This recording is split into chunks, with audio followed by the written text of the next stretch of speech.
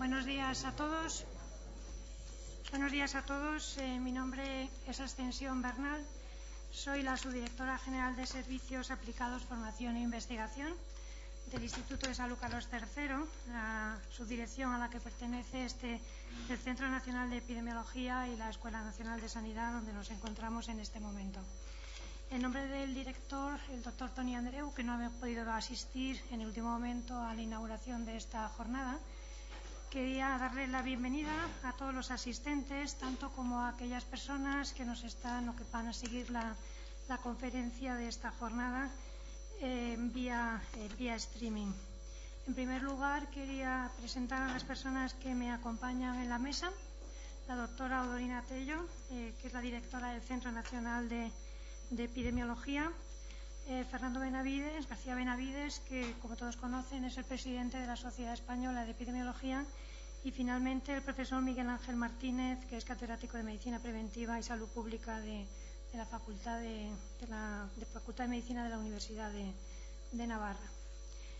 Como decía, es un honor para nosotros, para el Instituto de Salud Carlos III, que llegara a esta segunda jornada, que, como decíamos en la entrada, pretendemos que continúe a lo largo de estos años. Vamos a ver si somos capaces de hacer esto una realidad y continuar con la organización de esta jornada a lo largo de los años siguientes, a pesar de que tengamos la situación complicada económica que tenemos.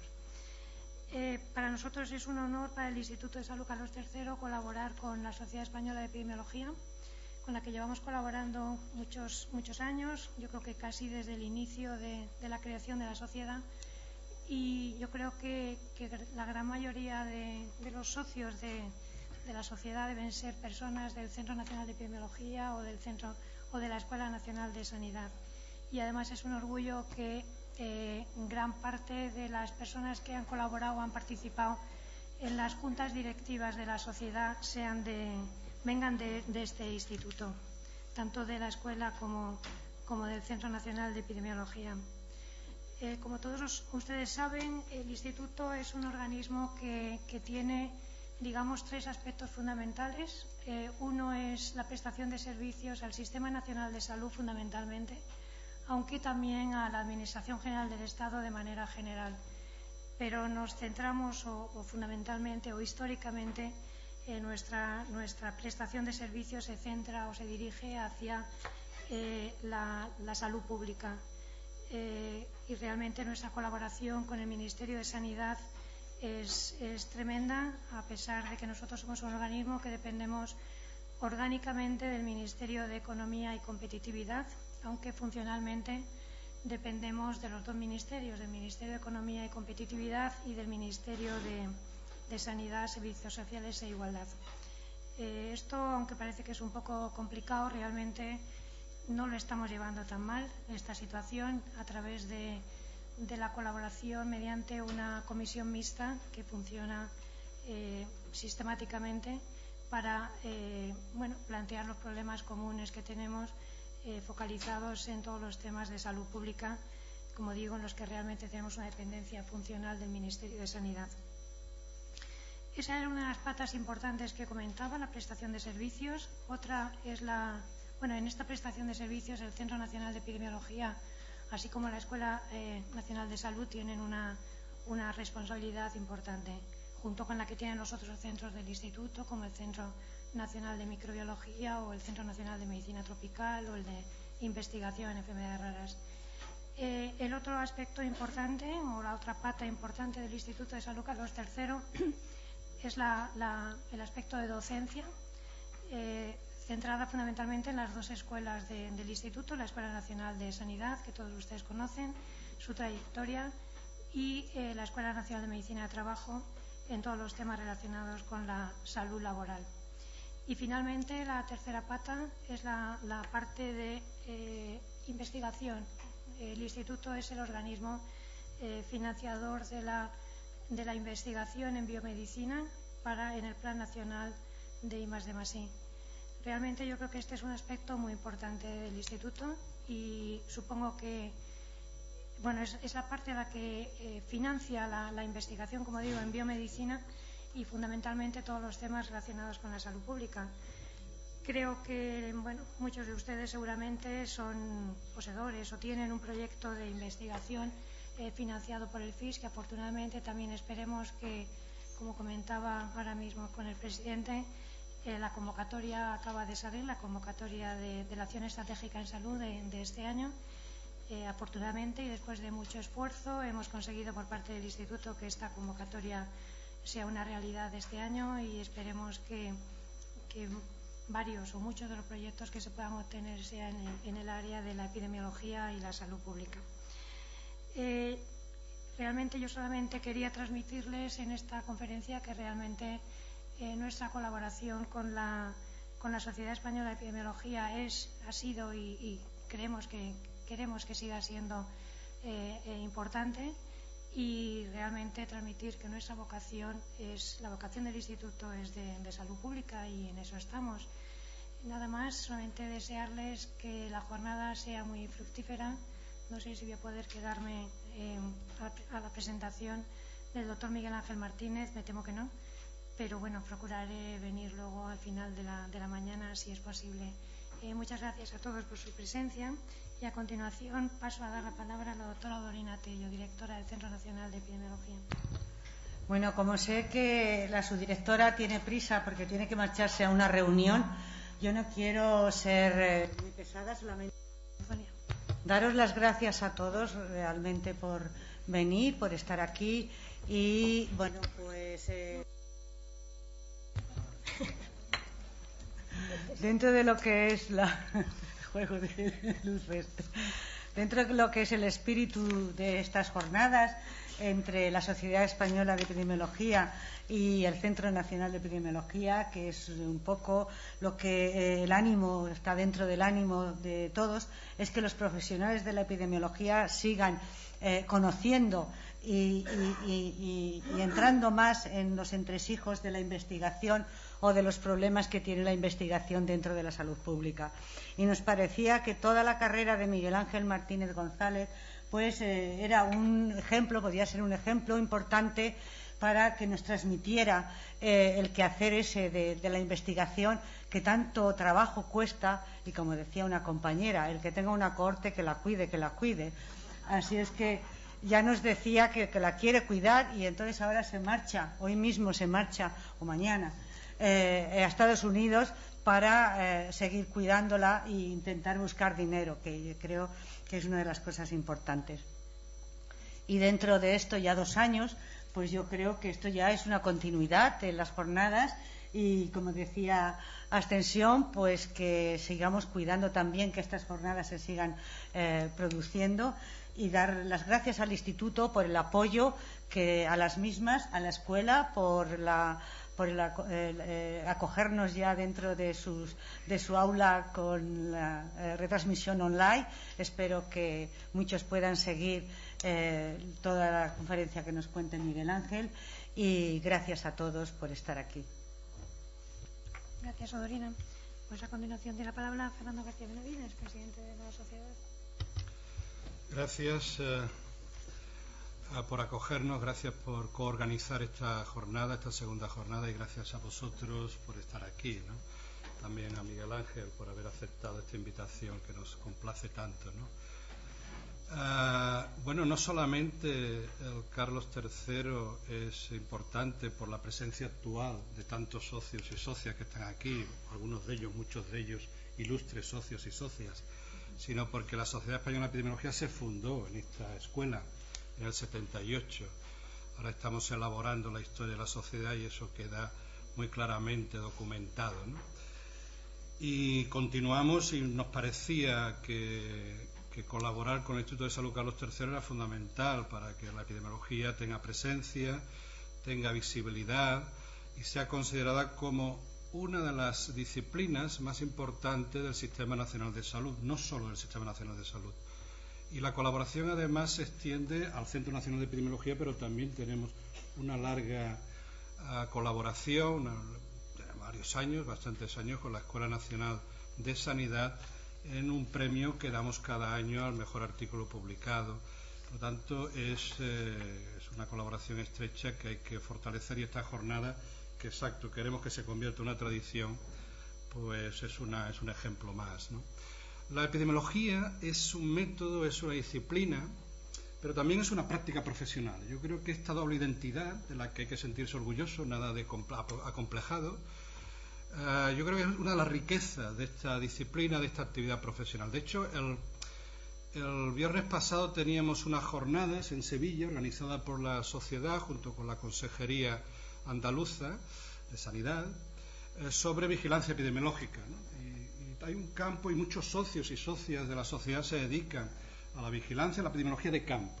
Y además hay un curso muy importante organizado con el CDC aquí en esta Escuela de Epidemiología de Campo, que tiene ya una larga tradición y que ha formado a muchos epidemiólogos en esta necesidad de formar a los epidemiólogos, porque además de esa práctica profesional en vigilancia, en protección, en promoción, en sistemas de información tan importantes hoy, pues también es un método, como hoy vamos a tener ocasión de comprobar, como ya sabemos, ¿no? Y es también, por lo tanto, un espacio académico que hay que, bueno, yo creo que también darle visibilidad. A veces queda ahí un poco oscurecido. Yo creo que en los últimos años la capacidad que ha tenido la epidemiología de hacer su trabajo en el ámbito académico, como demuestran los trabajos de nuestro invitado de hoy, pues yo creo que es un buen ejemplo de la actividad académica en epidemiología, ¿no? Y uno de los financiadores más importantes de esa actividad académica, de esta actividad investigadora, útil no solo para la salud pública, por supuesto que para la salud pública, pero la epidemiología es una herramienta útil para la clínica, para la investigación genética y molecular, para la sostenibilidad del Sistema Nacional de Salud, para la investigación de servicios. O sea, la epidemiología es una herramienta que puede ser útil, y por eso los epidemiólogos pues están en diferentes ciber, por ejemplo, ¿no? O en distintas redes, ¿no? Y yo creo que esto es también otra de las riquezas, ¿no? Esa polivalencia de la epidemiología, ¿no? Y uno de los principales financiadores, diría el más importante, está aquí en el Instituto de Salud Carlos III, ¿no? No solamente a través de los ciber, como ahora mencionaba, a las redes, también los institutos de investigación sanitarias en estos momentos constituyen una de las plataformas donde se han integrado grupos de epidemiología, o la reciente convocatoria de la acción estratégica de salud que tenemos estos días. Pues todo, en fin, yo venía leyendo, le decía Sención que venía leyendo en el avión la convocatoria reciente, porque, bueno, pues es una fuente de financiación. Hay que salir fuera, estoy de acuerdo, hay que buscar fondos en Europa, donde sea en Estados Unidos, pero también la financiación propia nacional pues es muy importante, ¿no? Y yo creo además, ¿no?, que como sociedad científica que somos, pues yo creo que hay que mantener, ¿no?, la colaboración con la administración. Es un momento de ajustarnos a los presupuestos, pero también es un momento de pedir que los presupuestos se cumplan y que se realicen, ¿no? Y que no pase como otros años, que hay una parte del presupuesto que no se cumpla. Yo creo que en eso estamos todos, por colaborar en un momento difícil para el país y en una actividad que es fundamental para el futuro y para la salida de la crisis. La investigación es una de las inversiones más rentables, tanto mantenerla creo que es una obligación estratégica. Y los epidemiólogos pues somos personas además no corporativas, estamos no personas que mantenemos principios que consideramos, somos personas pragmáticas muy abiertas a la colaboración, ¿no? De hecho, la investigación que hacemos muchas veces fruto de ese pragmatismo, si no, no sería posible, ¿no? Un ejemplo de esta investigación es el que tenemos hoy aquí, al profesor Miguel Ángel Martínez González. Miguel Ángel es de Málaga, aunque estudió medicina en Granada. Hizo el MIR, pero en principio estaba un poco, yo creo que no estaba bien aconsejado, y empezó haciendo cardiología, pero hay ilustres cardiólogos que acabaron siendo epidemiólogos: Jeffrey Rose, sin ir más lejos, Michael Marmot, sin ir más lejos, Miguel Ángel Martínez González. Por lo tanto, yo creo que eran los años de alemán en que Jeffrey Rose empezaba el White Hall, estudios de cohorte, que en fin, hemos aprendido todos de ellos, ¿no? Él es catedrático desde el 2005 por la dura habilitación, o sea que sabemos muy bien lo que significa esto, y es catedrático y director del Departamento de Medicina Preventiva y Salud Pública de la Universidad de Navarra. Además, coordina la RETIC del Predimed, que es la financiación fundamental de este proyecto, que teníamos la alegría, la enorme satisfacción de leer en el New England Journal of Medicine recientemente uno de sus artículos, no es el primero ni será el último, y además él dirige el grupo del CIBER de obesidad y nutrición. No te diremos, no, estupendo que estés en ese CIBER. En el CIBER de Epidemiología y Salud Pública ya somos 52 grupos, estupendo que hay que ir a otros y aumentar la colaboración con otros colegas, ¿no? Como decía antes. Es también el responsable de la cohorte Zoom. Yo creo que eso es una cohorte, además, que seguramente, intuyo, es una hipótesis, ha servido para ensayar herramientas, para aprender determinadas logísticas tan importantes para la cohorte que hoy vamos a conocer directamente de uno de sus artistas principales. Predimed tiene 90 investigadores, todos ellos españoles. Esto yo creo que también es un detalle importante, ¿no? No porque nos hayamos convertido ahora en que cierra España Santiago y cierra España, ni mucho menos, ¿no? Pero cuando uno ve los artículos en revistas de primer nivel, como el New England, pues normalmente o es frecuente ver, y además nos sentimos igualmente orgullosos, de colaboraciones internacionales.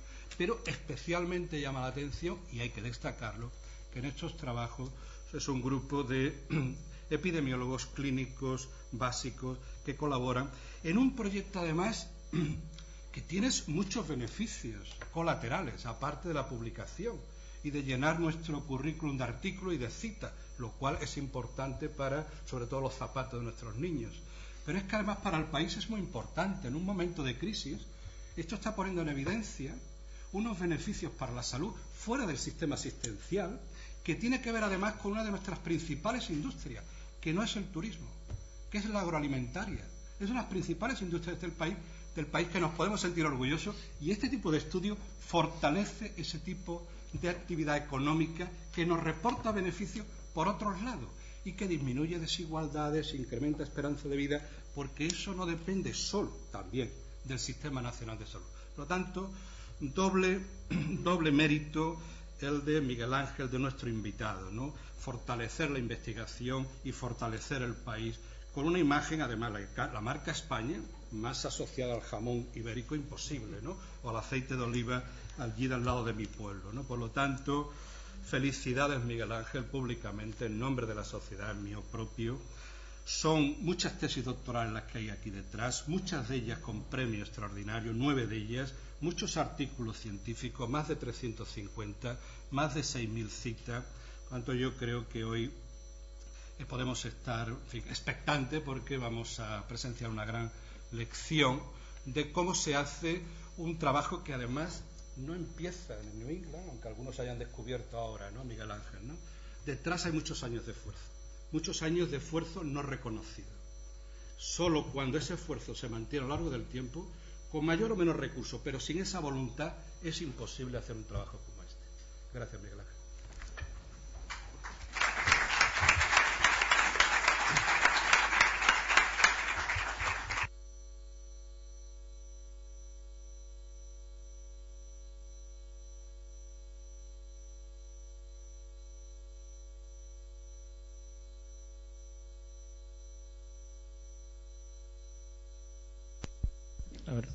Ahora. Muchas gracias, Fernando, por tu amable presentación y buenos días a todos. Desde luego es para mí un honor muy grande y una satisfacción, una alegría, pues estar aquí por muchos motivos.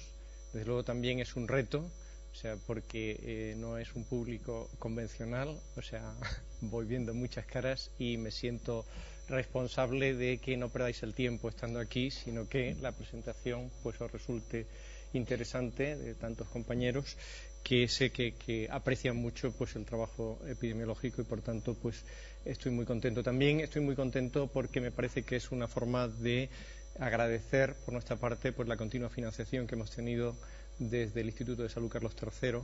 Quiero agradecer especialmente a dos personas, a Manolo Carrasco y a Joaquín Arenas, el haber creído en estos proyectos, porque me consta que han creído tanto en el proyecto Zoom inicialmente como en el proyecto Predimed, y la financiación ha permitido llegar hasta aquí, porque además esto nos ha permitido tener una gran independencia de la industria alimentaria.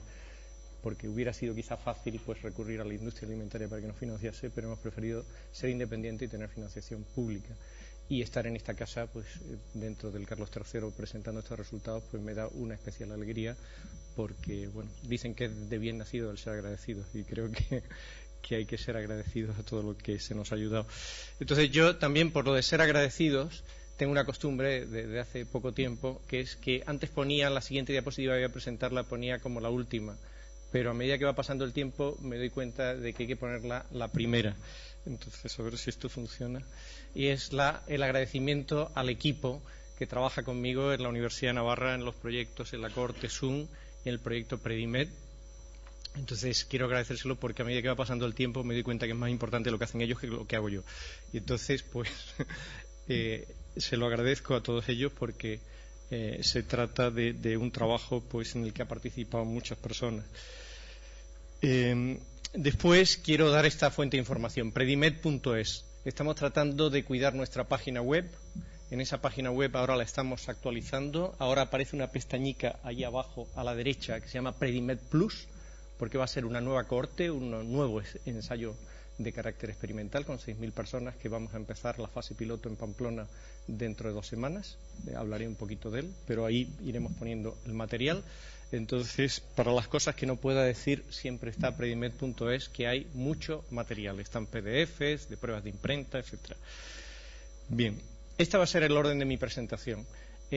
Aún a riesgo de repetir lo obvio, porque sé ante el público que estoy, voy a hablar un poco de la epidemiología cardiovascular en general. Entonces diréis, esto es muy sabido, pero hay que contextualizar lo siguiente. Después voy a hablar de dieta, de la dieta y la enfermedad cardiovascular. Tercero, brevemente hablaré de la cohorte SUN, en la que me ha ocupado muchos años de mi vida. Y finalmente, la parte más larga corresponderá al proyecto Predimed. Entonces, empezando con la enfermedad cardiovascular. Pues yo creo que es de todos conocido que es la principal causa de muerte en el mundo, que casi el 30% de las muertes en el mundo se deben a enfermedades cardiovasculares.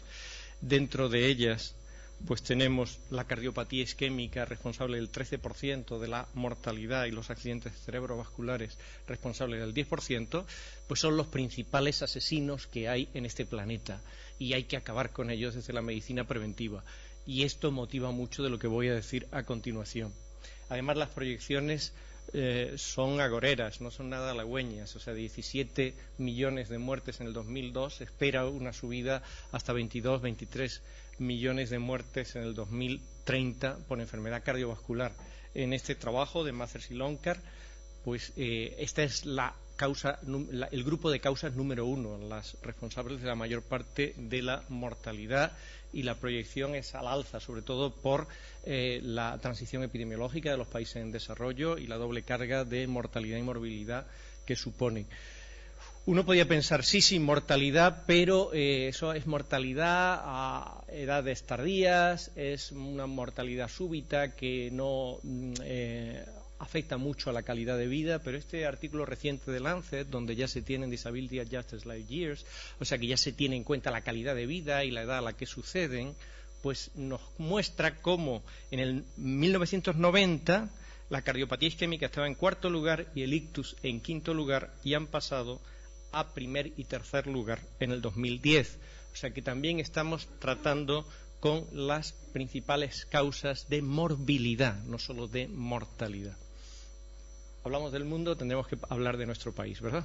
Entonces, en nuestro país, según los últimos datos del INE, pues los últimos disponibles son del 2011, pues tenemos como causas de muerte 3 entre las 4 primeras son enfermedades cardiovasculares, que son responsables del 20% de las muertes en varones y del 23% de las muertes en mujeres. O sea que uno podía contar y decir 1 de cada 5 varones, redondeando, 1 de cada 4 mujeres va a morir por una de estas 3 enfermedades. Y podíamos hacer la cuenta, 1, 2, 3, 4, ¿a quién le toca, no? ¿A quién toca esto, no? Es decir, pues como bien sabemos, no es un proceso, no es un fenómeno que se reparta al azar, sino que en este trabajo magnífico que integra 18 cohortes, no con metaanálisis de datos secundarios, sino con los datos primarios metidos en base de datos, un pool análisis, con más de 250.000 personas, se ven las proyecciones del riesgo a partir de los 55 años, según se tengan los factores de riesgo en nivel óptimo, alguno fuera de lo óptimo, un factor de riesgo elevado, un factor de riesgo principal o 2 o más factores de riesgo principales. Y son solo 4 factores. Solo con tabaco, colesterol total, tensión arterial y diabetes se ve cómo se van separando las curvas de incidencia entre los 55 y los 60 años. Esto es solo en mujeres. Si vamos a varones se separan todavía más. Por lo tanto, pues la buena noticia frente a todas las malas noticias anteriores es que es altamente prevenible. Se trata no solo de un proceso de alta prevalencia, de una gran magnitud, de una gran trascendencia, sino también de una elevada vulnerabilidad, lo que le hace que sea quizá la primera prioridad para la salud pública. Esto lo traigo del libro el manual que ha sacado recientemente el Sevier. Es una idea muy conocida, la idea de Jeffrey Rose, de la estrategia de la medicina preventiva. Pues sabemos que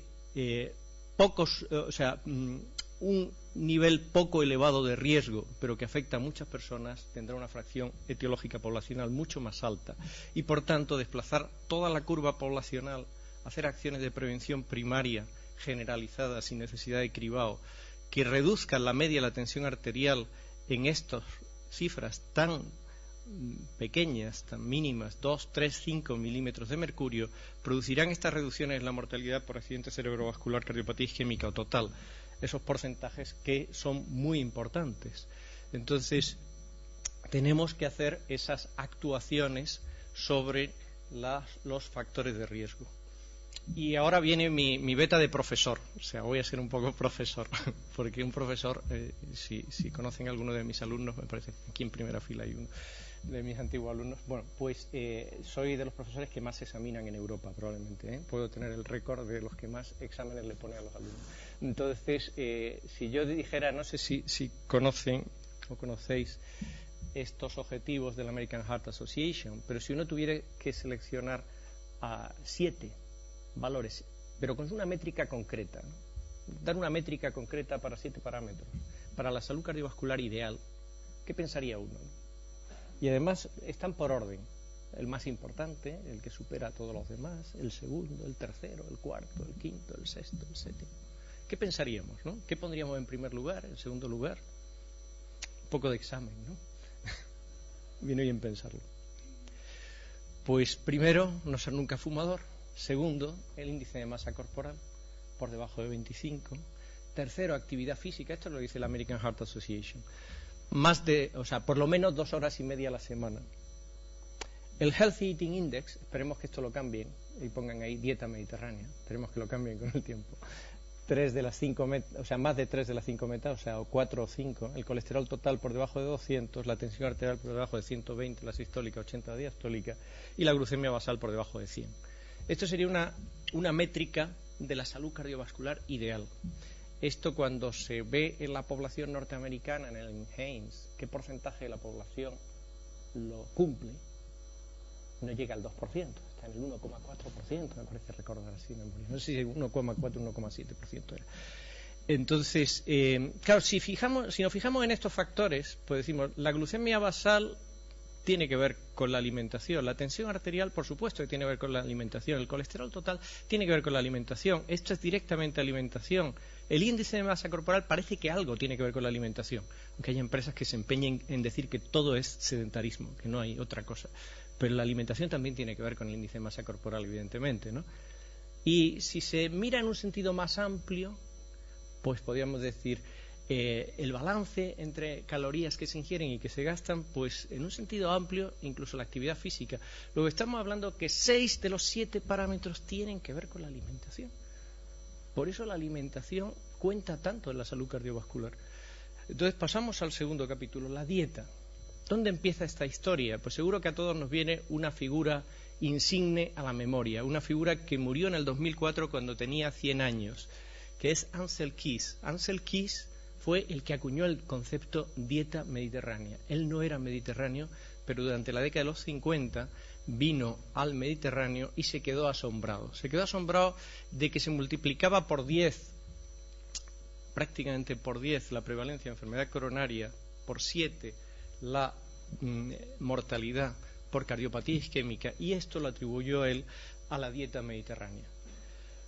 Pues abundancia de pescado, de legumbres, pan, fruta y aceite de oliva comparativamente a lo que pasaba en Estados Unidos, Holanda, en el famoso estudio de 7 países, y sin embargo, pues un consumo muy escaso de carne y nulo de mantequilla o margarina. Y él a todo esto le llamó la dieta mediterránea y sugirió la hipótesis de que la dieta mediterránea podía ser lo que explicase esa baja incidencia, esa baja mortalidad de enfermedad coronaria en el Mediterráneo. Este es el artículo de perspectiva que acompaña a nuestro artículo en el New England Journal of Medicine el pasado 4 de abril. A mí no deja de hacerme gracia que aparezca la palabra Sun en el título. Es una coincidencia que no buscada, pero no deja de hacerme gracia. Entonces recorre pues toda la historia de la dieta mediterránea, empezando por Ansel Keys, y dice, bueno, hay algo nuevo bajo el sol. Esto ya se sabía, ¿no? Quizás eso es lo que han pensado los medios de comunicación españoles. Había un artículo en El Mundo que decía, el New York Times nos saca los colores. ¿Por qué? Porque al Predimed se le ha dado mucha más importancia en medios de comunicación de masas norteamericanos que en los medios de comunicación españoles. Quizá porque se ha pensado esto. Bueno, ya sabemos esto de la dieta mediterránea. Pero claro, lo que hay que tener en cuenta es que el estudio de Ansel Keys, aunque a veces se le llame cohorte, el estudio de 7 países, es un estudio ecológico. Y no voy a detenerme en esto porque es nuestra herramienta de trabajo. Estoy hablando de epidemiólogos. O sea, pero claro, el ensayo, esto sería discutible hasta dónde se pone uno, que puede haber buenos estudios de casos y controles que superen a malas cohortes, etcétera, ¿no? Pero desde luego el ensayo aleatorizado con la aleatorización individual está en la cumbre de la pirámide y sin embargo el estudio ecológico pues tiene poca capacidad demostrativa y el estudio de 7 países era ecológico. Entonces hay que ir subiendo hacia arriba en esta escala de la evidencia científica que proporciona capacidad para hacer inferencias verdaderamente causales, de causa-efecto. Mucha de la evidencia experimental que se tiene en nutrición es la relación entre la dieta y algunos factores, mecanismos intermediarios de riesgo. Hay muchos experimentos que dicen, bueno, tal dieta baja los triglicéridos o resulta que afecta al ritmo cardíaco o que hay marcadores de disfunción endotelial que se mejoran y tal. Pero claro, esta flecha ha ido creciendo con el tiempo, la de en medio, que se ve que es mucho más amplia. En los años 50, 60, esa flecha solo tenía un elemento, que era el colesterol total. Lo que subía el colesterol total era un alimento malo, lo que lo bajaba era bueno. Y era muy simplista. Ahora mismo dice, qué poco sabían en 1960, ¿no? Cuando decían esto, ¿no? Sabían muy poco, ¿no? Cuando en el 2020 ven esta flecha dirían, qué poco sabían en el 2002.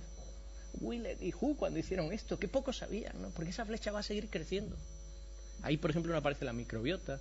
Ahí no aparecen algunas moléculas de adhesión, ahí no aparecen metaloproteinasas. Ahí no aparecen muchas cosas que hoy día, pues 11 años más tarde, se conocen. Entonces, además, es fácil que se manipulen los marcadores intermedios, porque se pueden medir muchos y quedarse con los que salen bien. Y esto a veces puede pasar, no digo que, pero puede pasar. A veces un investigador puede sentir la tentación, sobre todo si no es muy independiente de la industria alimentaria. Entonces, ¿cuál es la solución? Pues relacionar directamente la dieta con el evento cardiovascular, porque además a la población esto le importa poco. O sea, tener la homocisteína alta o baja suele importarle poco, tener un infarto le importa más, ¿verdad? Entonces, medir directamente eventos, porque esto suele tener la última palabra. Entonces, en el SUN, pues apuntamos a esa idea. La cohorte SUN se diseñó con esta idea de tener eventos duros de enfermedad, diagnósticos clínicos nuevos en una cohorte observacional a largo plazo. Es una historia que ha durado 15 años, llevamos 15 años trabajando en la cohorte SUN. El diseño fue en el año 98, en una estancia que realicé en la Harvard School of Public Health. El reclutamiento empezó en 1999, reclutamiento de participantes, una cohorte dinámica abierta. Aquí pedimos un NIH, un grant a los Institutos Nacionales de Salud norteamericanos. Dejé el sobre en el correo en Boston el 22 de septiembre del 2011. Hacía 11 días que había pasado de las Torres Gemelas. No era un buen momento para pedirle dinero al gobierno americano y fracasamos. O sea, que lo intentamos 2 veces y fracasamos en conseguir financiación del NIH. Pero los fracasos son experiencia, o sea que hay que transformarlo en experiencia y hemos seguido pidiendo para otros proyectos. Aquí tengo que agradecer especialmente a Walter Willett y Alberto Asquerio, que nos han ayudado mucho a diseñar la cohorte Zoom. Estas personas que aparecen en la foto con Walter Willett, que son Mayra Bess, Carmen de la Fuente, Almudena Sánchez Villegas, también han realizado estancias en Harvard en el Departamento de Nutrición y han sido claves para el desarrollo de la cohorte. Almudena, pues, fue la primera que hizo la tesis doctoral con el proyecto Zoom y batió todos los récords sacando su plaza de titular con 27 años en la Universidad de Las Palmas, donde sigue. Después, en el 2005, publicamos por primera vez en el American Journal of Clinical Nutrition el artículo de Álvaro Alonso sobre lácteos desnatados y reducción del riesgo de hipertensión arterial, un artículo muy citado, lo mismo que el de Mayra Bess, publicado al año siguiente en la misma revista sobre refrescos azucarados y ganancia de peso. En 2008 publicamos en el British Medical Journal la Asociación de la Dieta Mediterránea Inversa con la Diabetes, que fue premio de la Sociedad Española de Epidemiología al mejor artículo del 2008.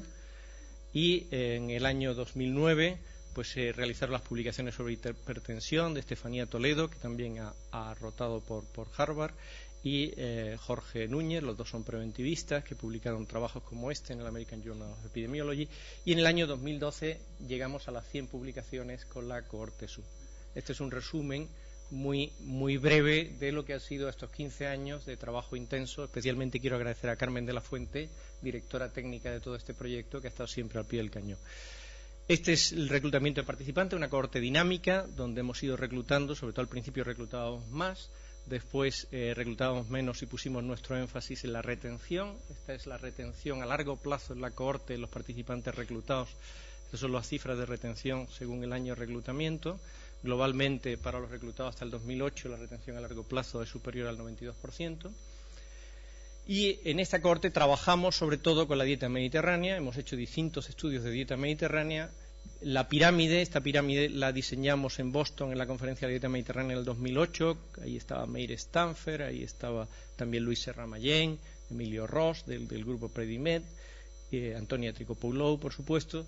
Entonces diseñamos esta pirámide, pero la forma de hacerla operativa, la pirámide puede ser muy bonita, pictóricamente, artísticamente, pero luego hay que hacerla operativa, como bien sabemos, y le damos un punto a los que están por encima de la mediana específica por sexo en estos alimentos. Le damos un punto a los que están por debajo de la mediana en estos grupos de alimentos, y para el alcohol damos un punto si hay un consumo moderado de 5 a 25 gramos al día en las mujeres o de 10 a 50 en los varones. Con esto tenemos una escala de 0, mínima conformidad o adhesión o adherencia, hay quien no le gusta la palabra adherencia, podría decirse cumplimiento, ¿no?, de la dieta mediterránea, a 9, que sería la máxima conformidad. Por ejemplo, en este artículo, donde vemos directamente la relación entre la adhesión basal o el cumplimiento basal de la dieta mediterránea y la incidencia de enfermedad cardiovascular, encontramos que los que tienen de 7 a 9 puntos son los que tienen menos riesgo. Estos son riesgos relativos en modelo de regresión de Cox, ajustados. Y lo que no vemos es que cada uno de los elementos, estos son riesgos relativos para los que están por encima de la mediana, también para los que están encima de la mediana en lácteos y cárnicos. Entonces, todos los intervalos de confianza, salvo el de frutas y frutos secos, abarcan el nulo, ¿verdad? Entonces, aquí pasa una cosa muy curiosa. Yo creo que esto ha pasado pocas veces, que es que en un plazo de un mes prácticamente de diferencia se publica este artículo nuestro del Zoom y se publica este artículo del EPIC. Otra gran cohorte en España, por supuesto, sus intervalos de confianza son más estrechos que los nuestros porque empezaron mucho antes, tienen muchos más casos, pero usan una metodología muy similar y se ve que es muy parecido. O sea que hay pues unos riesgos relativos prácticamente similares. ¿Esto qué significa? Que probablemente cada uno de los elementos que constituyen la dieta mediterránea no tenga suficiente capacidad de modificar el riesgo, pero el conjunto de todos ellos sí que lo tiene, porque en los dos se encuentra una reducción del riesgo. Más recientemente hemos publicado este Journal of Nutrition, donde se ve, es una cohorte joven el Zoom, edad media 38 años, menos del 4% tienen más de 60 años. La mortalidad que hemos observado tiene una edad media de 58,7 años. Entonces se ve que la reducción de mortalidad prematura, todo esto es mortalidad prematura, se asocia muy fuertemente con el seguimiento de la dieta mediterránea. Estos son los que tienen de 6 a 9 puntos de dieta mediterránea. Todo esto se ha integrado en metaanálisis, como este metaanálisis de Sophie, donde también, pues aquí hay dos estudios españoles, estos son norteamericanos y este es griego, donde se relaciona en 2 puntos más, por cada 2 puntos más en esa escala de 0 a 9, con una reducción del 10% del riesgo de enfermedad cardiovascular. Por tanto, hay mucha evidencia, toda ella observacional, de que un mayor cumplimiento de la dieta mediterránea puede reducir el riesgo cardiovascular. Este metaanálisis de SOFI tiene sus limitaciones, este desde luego es mucho mejor. El metaanálisis de Mente, publicado en Archives of Internal Medicine en el 2009, lo que hace es que analiza 32 posibles exposiciones dietéticas y su relación con la cardiopatía isquémica. Pues bien, luego hace un ranking basado en los principios, en 4 de los principios de causalidad de Bradford-Hill, y hace ese ranking diciendo cuál es la exposición nutricional que tiene más papeletas para tener una asociación causal con la cardiopatía isquémica. Y el primer puesto en el ranking lo ocupa la dieta mediterránea. ¿Por qué? También porque tenía el estudio de Lyon, que era un estudio con 600 y pico participantes de prevención secundaria, ya con diseño aleatorizado. Entonces, otras exposiciones pues son modelos de patrones dietéticos de alta calidad, las verduras y los frutos secos, y como perjudicial la grasa trans. Este es el ranking que hacen en este conjunto de metaanálisis. En el fondo son 32 metaanálisis sobre 32 posibles exposiciones dietéticas. Y pasamos ya a la parte más larga de mi presentación, que es el estudio Predimed. Entonces, el estudio Predimed, pues aquí tenemos de nuevo la web. El estudio Predimed nos ha correspondido coordinar esta red, la red de alimentación saludable, la prevención primaria de enfermedades crónicas, red Predimed, que finalmente se ha integrado el año pasado, final del año pasado, de los 12 grupos que estaban solo en la red y no estaban en CIBER, pues 11 nos hemos integrado en el CIBER OBN. Entonces estamos integrados en el CIBER OBN, todos los grupos de Predimed, salvo uno no tuvo éxito y no pudo entrar. Otros grupos ya habían pasado de la red previamente, como el de Jordi Salas, al CIBER OBN. Entonces también aquí hay una escala, ¿no? Inicialmente en epidemiología nutricional, pues el interés estaba en los macronutrientes, se veía el papel de los carbohidratos, de las grasas, de la proteína. Luego se derivó el interés hacia los micronutrientes, antioxidantes, vitaminas, luego alimentos particulares, que si el tomate y el cáncer de próstata, que si el ajo, que si el aceite de oliva, alimentos particulares, luego grupos de alimentos, si es las frutas, si son las carnes rojas, y actualmente el interés está en los patrones completos, porque es irreal el pensar que un solo alimento pueda tener tanta capacidad de modificar el riesgo de enfermedad. Sin embargo, los patrones capturan la interacción, liberan de la confusión por factores dietéticos y representan una realidad sociológica, porque se suelen consumir en su conjunto y porque las personas no consumen alimentos aislados, nutrientes aislados, sino patrones complejos. Entonces, lo que pretendimos en el Predimed fue combinar el estudio de un patrón con un diseño aleatorizado, situarnos en la cumbre de las dos pirámides. Y esto lo pretendimos desde el diseño.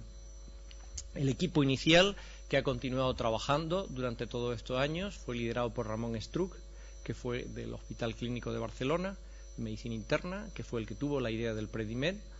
Él me pidió ayuda desde el principio para buscar grupos, porque él conocía menos gente en Andalucía, ya se me notaba a mí por el acento que soy andaluz, y busqué los grupos de Andalucía, de Valencia, Dolores Corella, personas que trabajan en preventiva, y esto es el equipo.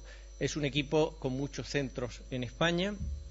En el steering committee, en el comité directivo, pues aparte de Ramón está Jordi Salas, está, Maribel Cobas, Emilio Ros, Dolores Corella y yo. Este es el steering committee del Predimed. En el International Journal of Epidemiology publicamos el diseño y métodos. Hay un artículo pues bastante detallado que cuenta la historia de cómo surgió el Predimed, cuáles son sus métodos, las variables que se recogen, cómo se financia, etcétera, y lo que se había logrado hasta diciembre del 2010. Tardó mucho pasar de online first a estar publicado en prensa. Entonces, pretendíamos de alguna manera ir más allá de lo que se había hecho hasta ahora. O sea que aquí hubo un punto de audacia, es decir, vamos a intentar lo imposible. De hecho, pues para muchas personas esto parecía imposible. Imposible por un lado por el tamaño de muestra, porque empezamos a reclutar y queríamos hacer un reclutamiento muy amplio y reclutamos 7.447 participantes para un diseño aleatorizado. Es decir, por lo tanto se convirtió en el ensayo aleatorizado de nutrición más amplio que se ha hecho nunca en Europa y probablemente el ensayo aleatorizado más grande que se haya hecho nunca en España. Entonces, este es el porcentaje de participantes reclutados en cada año. Hacia el 2005 ya se había reclutado más de la mitad. El nodo de Pamplona fue el primero que empezó y acabamos el reclutamiento en el 2005. El 31 de mayo del 2005 se habían reclutado los 1055 de Pamplona, lo que nos permite tener un seguimiento más largo y algunas cosas como el deterioro cognitivo, etcétera, lo estamos trabajando más nosotros. Estos son los 11 nodos reclutadores, se ha reclutado en 11 nodos y hay 8 nodos que hacen tareas de laboratorio. Los de Barcelona son el Clínic, el IMIN y Bellvitge, por ese orden. Y, bien. Y Rosa Lamuela está en la Facultad de Farmacia y María Teresa Mitjavila en la Universidad de Barcelona en Biología. Bien, aquí hemos combinado 3 patas de un banquillo. Creo que esto es un secreto del Predimed. Clínicos, básicos y epidemiólogos. Entonces, ese trabajo integrado de clínicos, básicos y epidemiólogos, hay personas que son absolutamente bioquímicos, hay otros que somos epidemiólogos, hay otros que son jefes de servicio de cardiología y hacen tareas clínicas, ¿no? Entonces, esto yo creo que le ha dado bastante potencia. Esto es una idea, tampoco me voy a detener, de lo que se ha recogido cada año. Como ven, se recogen muestras de orina, sangre cada año, que se congelan a -80, con todo un proceso de alicuotado muy detallado, que permitirá pues tanto análisis genéticos a largo plazo como muchas determinaciones bioquímicas. Y el diseño pues incluye hombres y mujeres de 55, 80 o 60, 80 años que son de alto riesgo cardiovascular, bien porque sean diabéticos tipo 2 o bien porque tengan 3 o más factores de riesgo cardiovascular entre los 6 que aparecen en la diapositiva. Todos ellos libres de enfermedad cardiovascular al inicio. Entonces se asignaron al azar a 3 intervenciones dietéticas. 2 de ellas, las 2 primeras, era una instrucción intensiva en seguir la dieta mediterránea clásica, la de nuestros abuelos, la de Creta de los años 50, que vio Ansel Keys. Uno se le regalaba aceite de oliva virgen y al otro se le regalaban frutos secos. Y el tercer grupo, el grupo control, se asignaba una educación en una dieta baja en grasa según las directrices entonces vigentes de la American Heart Association, que además tenía el folleto en castellano, o sea que tenía las instrucciones en castellano y esas eran las instrucciones que se les daban de una dieta baja en grasa. Estos son, el ensayo se detuvo en diciembre del 2010 y hasta el 1 de diciembre del 2010. Estas son las personas año correspondientes a cada uno de los distintos centros que han participado. Por tanto, es un trabajo multicéntrico que se ha trabajado con el mismo protocolo y se ha hecho un gran esfuerzo de unificar el protocolo para que fuese absolutamente idéntico en todos los centros. Y esta es la distribución de los participantes en los 3 grupos: dieta mediterránea, aceite de oliva virgen, dieta mediterránea, fruto seco y grupo control, como unos 2.500 en cada grupo, de una edad media de 67 años, ligeramente más mujeres, la mitad diabéticos, casi todos hipertensos, pocos fumadores, casi todos con dislipemia, un índice de masa corporal medio ya en la obesidad, lo mismo con obesidad abdominal, y una adhesión inicialmente alta en una escala que luego comentaré, que esta no es la escala de Trico-Poulos, esta es una escala de 0 a 14 puntos. No es la escala de Trico-Poulos, sino una escala que hicimos más operativa, más directa. Lo importante aquí es que están bastante bien equilibrados al inicio, como corresponde a un diseño aleatorizado, y por tanto, al ser iguales en todo salvo la dieta, se pueden derivar pues consecuencias de causa-efecto de la dieta.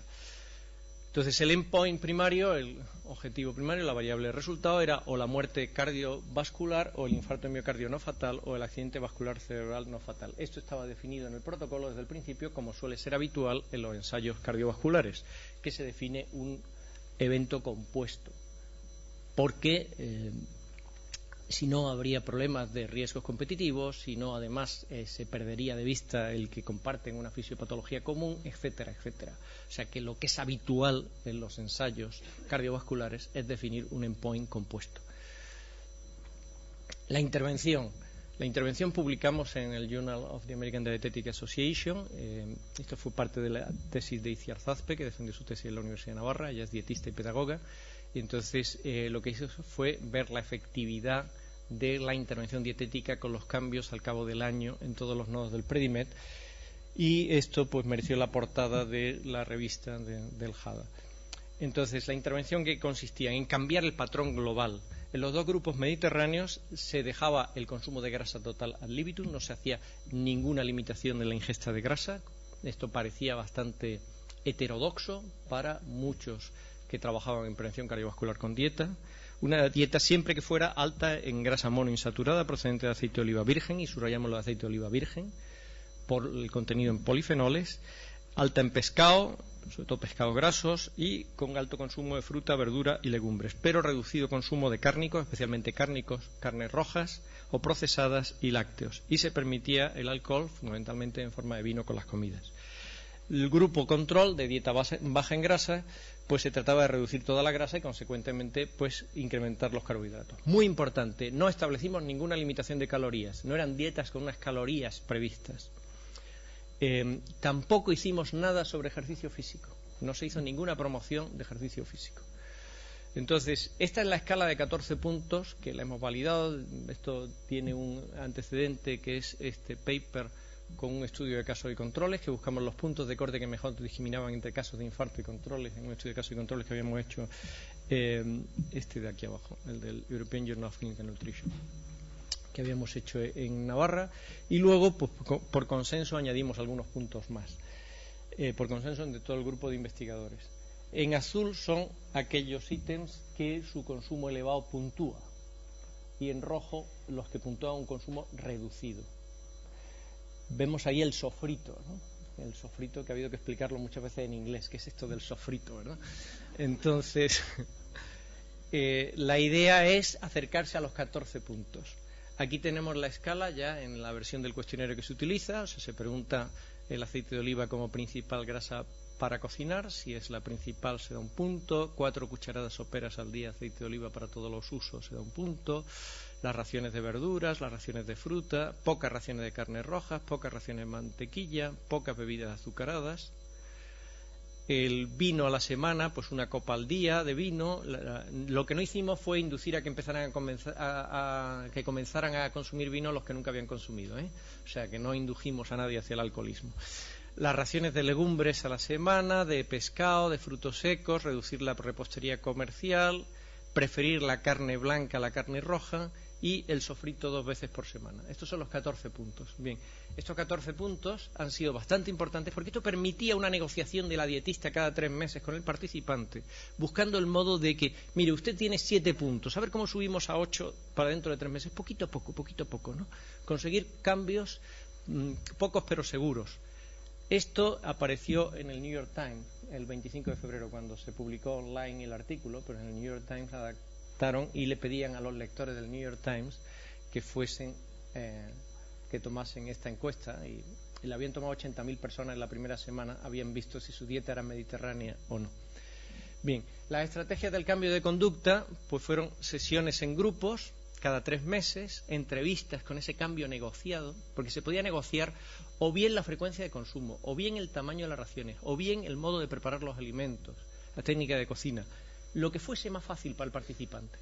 Pero se trataba de ir negociando, pactando cambios para los próximos 3 meses. Con estrategias facilitadoras se le proporcionaban listas de la compra para cada estación del año, menús de primavera, verano, otoño, invierno, recetas de cocina abundantes para que fuesen preparando esos platos, y solo en los 2 grupos de dieta mediterránea se le regalaba a uno 1 litro a la semana, no para su consumo personal, sino para toda la familia, de aceite de oliva virgen extra y suficiente provisión de frutos secos, la mitad de nueces y la otra mitad repartida entre avellanas y almendras, para que consumiesen 30 gramos al día de frutos secos, 15 de nueces y 15 del resto. Las sesiones de grupo eran con pocas personas, menos de 20 personas, y por supuesto separadas para los 3 grupos, y estas son las conclusiones del paper de Hada, donde se ve que efectivamente se consigue mejorar el cumplimiento de la dieta mediterránea con estas sesiones de grupos más las intervenciones individuales, todas una vez cada trimestre. Estos los 2 grupos de dieta mediterránea juntos. Rápidamente se consiguió diferenciarlo y se mantuvo este contraste. Lo que no se hizo fue un gran contraste, porque esto viene a ser unos 2 puntos. Por supuesto que era significativa la diferencia, pero era solo 2 puntos de diferencia sobre una escala de 14. Lo que pasa es que ya al principio los del grupo control incluso mejoraron, como suele pasar en cualquier ensayo, que el grupo control mejora en la dirección, hay cierta contaminación o como se le quiera llamar, y el contraste no fue muy fuerte, o sea que se consiguió un contraste significativo pero modesto, o sea, no conseguimos unas diferencias espectaculares. Ahora, si vemos uno a uno los 14 ítems, se ve que en todos ellos siempre van mejor los del grupo de aceite de oliva en verde o frutos secos que los del grupo control, que están en gris, con diferencias significativas en todos salvo en dos, al cabo de 3 años, que son el de bajo consumo de carnes rojas y bajo consumo de bebidas azucaradas, que aunque estaban mejor, pero no era significativo, estaban mejor los dos grupos de intervención. ¿Pero esto qué quiere decir? Esto, para mí esta diapositiva es muy importante. Hemos cambiado muchas cosas. No solo es que le hayamos dado un regalo de aceite de oliva virgen y un regalo de frutos secos. Hemos cambiado muchas cosas más en el grupo control que en el grupo de intervención. Con cambios modestos, pero muchos cambios acumulados. Patrón dietético global. ¿Qué pasó en cuanto a los nutrientes? Pues se redujo el consumo de carbohidratos en aceite de oliva y frutos secos y se incrementó el consumo de grasa. Somos heterodoxos. Para prevenir la enfermedad cardiovascular incrementamos el consumo de grasa. Teníamos un precedente. El Women's Health Initiative Dietary Intervention Trial, que se publicó en el 2006, incluyó casi a 50.000 mujeres y le mandaron dietistas cada 3 meses durante 8 años con el mensaje del grupo de intervención de reducir el consumo de grasa. No consiguieron nada. Aumentaron el consumo de carbohidratos en el grupo de intervención y no hubo ninguna diferencia significativa entre intervención y control en la incidencia de eventos cardiovasculares. Pero claro, se subía el consumo de grasa a base de monoinsaturada y poliinsaturada, especialmente en el grupo de frutos secos, y mucho porcentaje de la ingesta energética total venía de aceite de oliva en los dos grupos de intervención. También teníamos biomarcadores, no solo instrumentos subjetivos, sino también un marcador objetivo del cumplimiento de la dieta. El hidroxitirosol en orina es un marcador fiable del consumo de aceite de oliva virgen y subió más en el grupo asignado a aceite de oliva virgen. Lo mismo pasó con el alfa-linolénico en plasma, que es un marcador fiable del consumo de nueces. Entonces también vimos de una manera objetiva que aumentaba. Bien, tenemos los 3 grupos, 2.500 en cada grupo, los hemos seguido. ¿Qué pasó? ¿Qué pasó luego? Pues teníamos un Data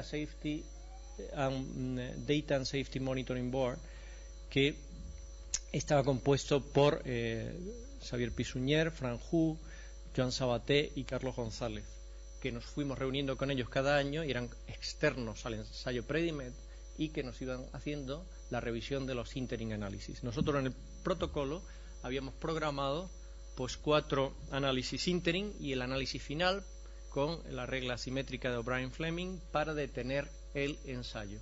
Estos eran los valores P que habíamos establecido para estas medianas de seguimiento.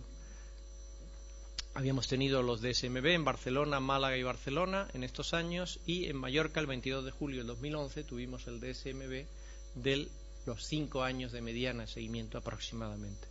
Y entonces aquí teníamos un valor P de 0,02 para detener el ensayo por causa de beneficio. El ensayo estaba previsto a 6 años. Entonces, esto está sacado de Stata directamente. La P era 0,0151 cuando se hacía un test global para los 2 grupos, las 2 variables DUMI de frutos secos y aceite de oliva virgen. Si se hacía por cada uno, pues teníamos valores P todavía más bajos para el aceite de oliva, por ejemplo. Entonces, la tasa de eventos por 1.000 personas año fue esta. Estos eran los eventos mayores, lo que hemos definido antes, de aproximadamente 8 por 1.000 personas año en los 2 grupos de intervención y 11,2 por 1.000 personas año en el grupo control. Y esto, después de muchas idas y venidas, porque ha tomado mucho tiempo desde que se mandó el artículo a publicar hasta que finalmente fue publicado. Adelantaron la publicación al 25 de febrero porque me habían invitado al congreso que había en Loma Linda, en California, a dar una presentación sobre el Predimed en la que pensaba pues presentar ya los resultados. Me habían invitado con mucha antelación y esto era el 25 de febrero cuando yo daba la conferencia. Entonces le pedimos al New England si podían hacer coincidir la publicación online con la conferencia de California, y así lo hicieron. Y se tuvieron 2 conferencias de prensa, una en California y otra aquí en el Instituto de Salud Carlos III. Yo di la de California y Ramón Struck la del Carlos III. Entonces este es el paper que finalmente apareció luego ya en prensa, o sea, en papel, el 4 de abril.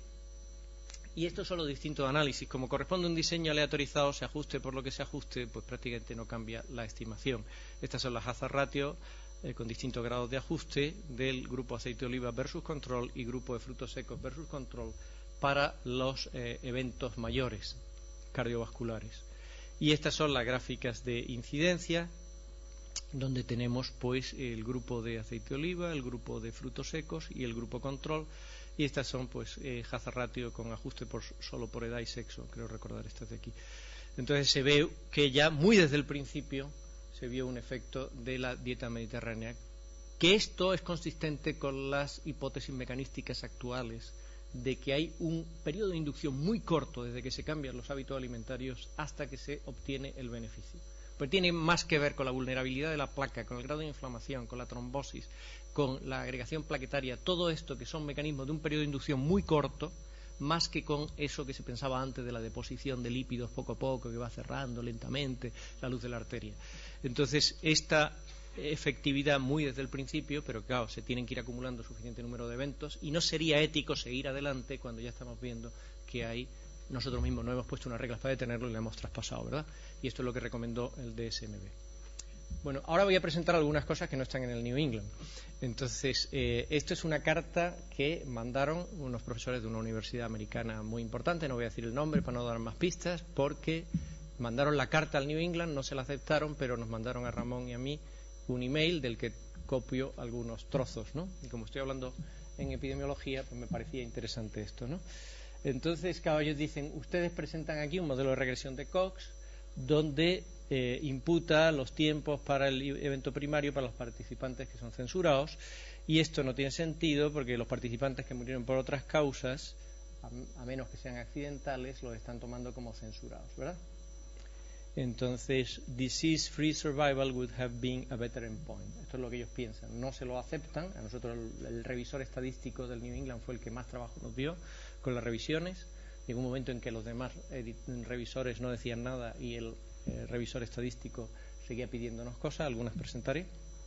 Entonces, esto es lo que ellos nos piden, le hemos contestado, pero ellos nos lo mandan y dicen, en aras de la honestidad y tal, ustedes deberían contestarnos a nosotros, y le hemos contestado a ellos en un email. Entonces, pues se ve que también hay el mismo patrón cuando ya es disease-free survival. Si lo vemos al revés, en vez de como Kaplan-Meier, como incidencia hacia arriba, ¿no? Pues se ve también que esta es la hazard ratio para los frutos secos. Esto es ya teniendo las muertes. Es decir, que no solo se tienen eventos cardiovasculares, sino ahí están también las muertes accidentales, muertes por cualquier causa. Entonces hay significación estadística para los dos. Esto no lo hemos publicado en el New England.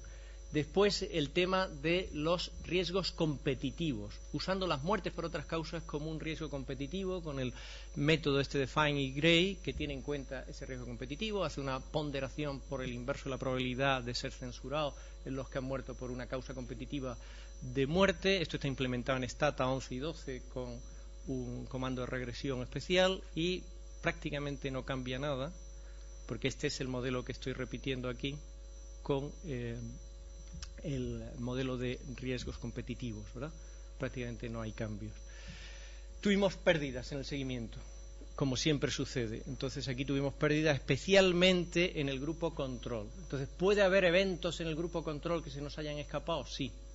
Entonces, el Statistical Consultant del New England nos hizo hacer mucho trabajo, sobre todo porque luego apareció esto, ¿no? Esto apareció en el New England, prevención y tratamiento de los datos missing. Y esto apareció prácticamente cuando se ve que estaban trabajando en esto y que le interesaba mucho el tema de missing. Nos hizo trabajar mucho con los missing. Al final hicimos, esto es lo que le contestamos, yo me inspiré mucho en este paper del American Journal of Epidemiology del 2012, donde habla de cómo se puede tratar, da consejos muy prácticos, un artículo que recomiendo mucho y seguí pues lo que él decía. Hacer el Complete Case Analysis como análisis principal y después como análisis de sensibilidad hacer Single Imputation y Multiple Imputation, además asumiendo distintos escenarios. No voy a entrar en esto, pero como ven, pues prácticamente no hay cambios, se haga como se haga. O sea que esto viene bien como análisis de sensibilidad y esto está en el anexo suplementario del... Pero esta sola línea del anexo suplementario de 30 páginas que nos hicieron poner en el New England me llevó más de una semana de trabajo, créanme, más de una semana de trabajo hacer esa línea. Bien, también hicimos el forest plot, donde se hacían subgrupos, análisis de subgrupos, donde se vio consistencia por sexo, por edad y por diabetes. Una cosa que dijimos sí, pero no estábamos muy convencidos de que tuvieran razón, era separar los componentes, por aquello de los riesgos competitivos, etcétera, pero según grado de adhesión a dieta mediterránea. Los que tenían más adhesión inicial fue mejor la intervención, pero no había interacción estadísticamente significativa. Bien, para la mortalidad total, pues no hubo un efecto significativo, aunque la P para el aceite de oliva ya está en 0,11. Pensamos que quizá con seguimiento más largo pueda haberse algo, porque seguimos recogiendo eventos. Ahora vamos a hacerlo cada 2 años, y también eventos mortales. Bien, y después vino este editorial de Larry Appel y Linda Van Horn. Es un editorial donde hace una pregunta muy agresiva. A mí me parece muy agresiva la pregunta, ¿no? ¿Hizo el Predimed un test a la dieta mediterránea? Si no, ¿qué hicimos, no? Si no hicimos un test a la dieta mediterránea. Entonces ellos dicen que quedan cuestiones sin resolver. Por ejemplo, una cuestión sin resolver es el aceite de oliva virgen y las nueces tienen mucha grasa, tienen muchas calorías, por tanto, y esto va a hacer que la gente gane peso. Entonces estamos preparando la respuesta. ¿Condujo la intervención a una ganancia de peso? Esta es la pregunta que más nos han hecho. Periodistas, tal. Esta es la pregunta que más nos han hecho. Entonces, ¿condujo la intervención a una ganancia de peso? Pues ya habíamos publicado esto. Esta es la adhesión y esto es el waste to hate ratio mayor de 0,6. Waste to hate ratio es, según los metaanálisis, el que mejor se correlaciona con el riesgo de hipertensión, de diabetes y de eventos cardiovasculares de todos los índices antropométricos. Mejor que el body mass index o mejor que el perímetro de la cintura. Entonces vemos que hay esta relación tan simpática, inversa, monotónica, y cuanta más puntuación en la dieta mediterránea basal, menos waste to hate ratio de riesgo, ¿no? Ya cuando vamos a componentes particulares, estos son los que puntúan frente a los que no puntúan. Los que puntúan en aceite de oliva tienen una diferencia de menos 0,75% en el waste to hate ratio. Y ya estos son cosas que todavía no hemos publicado. Esto es un working report, estamos trabajando en ello, pensamos publicarlo muy pronto, mandarlo a publicar muy pronto, ya está muy avanzado este paper, pero vemos que en los 3 grupos se perdió peso al cabo de 5 años. Esta es la pérdida de peso que fue superior en el grupo asignado aceite de oliva, que no es que tenga mucha grasa, es 100% grasa, y sin embargo perdieron peso, ¿no? Entonces, este es la pérdida de peso dentro del grupo de aceite de oliva, dentro del grupo de frutos secos. No hubo diferencias significativas entre, estos ya son between group, no hubo diferencias significativas entre el grupo de frutos secos y el grupo control, pero sí las hubo para el grupo de aceite de oliva. Con lo cual hay que alejar los temores de que seguir esta dieta mediterránea vaya a producir una ganancia de peso o vaya a incrementar la epidemia de obesidad. Podemos ver también la odds ratio de perder por lo menos el 5% del peso basal. Aquí sería mayor odds ratio, lógicamente, mayor beneficio. Entonces aquí tenemos que hubo un 21,8% que perdieron más del 5% de su peso basal en el grupo aceite de oliva, 17,4%. Estas son las odds ratios de perder peso. Aquí no hay diferencias significativas versus control para los frutos secos. Pero sí que es claramente significativo en aceite de oliva versus control la odds ratio de perder. Esto es convencional bastante en los ensayos de pérdida de peso, que se hace tanto dicotómico, con perder el 5% o más, como cuantitativo. Bien, y ahora voy a hablar un poco del Predimed Plus. En el Predimed Plus, visto que con el Predimed 1 no han ganado peso, pues ahora vamos a introducir a la dieta mediterránea, que es lo que hicimos en el Predimed 1, vamos a introducir restricción energética, fomento de la actividad física, intervención conductual en personas que tienen sobrepeso para que pierdan peso. Y entonces la hipótesis es que una pérdida de peso y que se mantiene a largo plazo reducirá los eventos cardiovasculares. Hasta ahora no se tiene evidencia experimental de que la pérdida intencional de peso reduzca la morbilidad cardiovascular o la mortalidad. No se tiene evidencia experimental alguna. Entonces va a ser el primer ensayo dirigido a contestar esta pregunta. ¿La pérdida intencional de peso conduce a una reducción del riesgo cardiovascular? Entonces evaluaremos todo ese conjunto de intervenciones frente a lo que solo hemos hecho en el Predimed 1. O sea, en el Predimed 1 comparábamos una dieta baja en grasa y subíamos este escalón frente a la dieta mediterránea. Lo único que cambiábamos era la composición de la dieta. Ahora vamos a seguir con la dieta mediterránea como control y vamos a dar un peldaño más, que es añadir a la dieta mediterránea la restricción calórica, la pérdida de peso y la actividad física. Otra pregunta que nos hacen: las implicaciones de política de sanitaria del ensayo Predimed se relacionan primariamente a los alimentos suplementados, ¿no? Esto es una barbaridad a nuestro juicio y al de Franju también. Es decir, que esto hay que ponerle, no estamos nada de acuerdo. Entonces, para decir que no estamos nada de acuerdo, uno puede decirlo pues con el corazón o puede decirlo con datos, porque hay que contestar esta pregunta. ¿A qué se debe el beneficio? ¿A que le hemos dado un regalo de aceite de oliva o un regalo de frutos secos o a que hemos cambiado el patrón? Entonces, hay que distinguir entre las dos cosas. Una cosa es dar pues el cambio en el aceite de oliva virgen extra o el cambio en el patrón que nosotros tratamos de modificar mediante esta herramienta de negociación de la dietista con el participante. Entonces, lo que hemos hecho ha sido calcular, pues, desde basal, pues los eventos que ocurrieron en el primer año los relacionamos con una odds ratio frente a la exposición basal a los 14 puntos. Los que ocurrieron en el segundo año con el cambio de 0 a 1 año en los 14 puntos y así sucesivamente. Vamos haciendo el cambio acumulado de exposición, es decir, bueno, hay unos que mejoran mucho los 14 puntos, otros que no mejoran, eso se relaciona con los eventos. Y hacemos lo mismo con el aceite de oliva. Y entonces, con el consumo de aceite de oliva y con los frutos secos. Aquí voy a presentar solo la comparación entre aceite de oliva, cambios en el consumo de aceite de oliva virgen y cambios en los 14 puntos. ¿Cómo se relacionan con los eventos? Esto todavía no está publicado, es Working Report, pero esto son los 14 puntos que se ve que se asocian. Este es el quintil 5, los que más cambian, más aumentan sus 14 puntos, son los que reducen el riesgo. Sin embargo, para aceite de oliva todos los intervalos de confianza contienen al nulo. Esto es una especie de análisis por protocolo, pero es una forma de responder a esa pregunta. Estamos compitiendo entre el cambio solo en aceite de oliva y el cambio en los 14 puntos. Lo mismo pasa con los frutos secos, se comportan como el aceite de oliva, con lo cual se ve que es los 14 puntos. Y lo mismo se puede hacer con la odds ratio de perder más del 5%, 5% más del peso basal. Aquí una odds ratio superior sería el beneficio. Y estos son los cambios de los 14 puntos, estos son los cambios en aceite de oliva. Entonces, por tanto, parece que todo habla de que el beneficio no se debe a los alimentos suplementados, como dicen Larry Appel y Linda Van Horn, sino al cambio en el patrón dietético. Esto ya lo habíamos defendido nosotros con otros argumentos en este paper del British Journal of Nutrition, donde decíamos que el total de la dieta mediterránea es más importante que la suma de los elementos por separado. Y esto tiene su fundamento también, que es que la dieta mediterránea es una dieta de alta calidad. Estos son quintiles de adhesión a dieta mediterránea, es un trabajo que hicimos en la cohorte Zoom.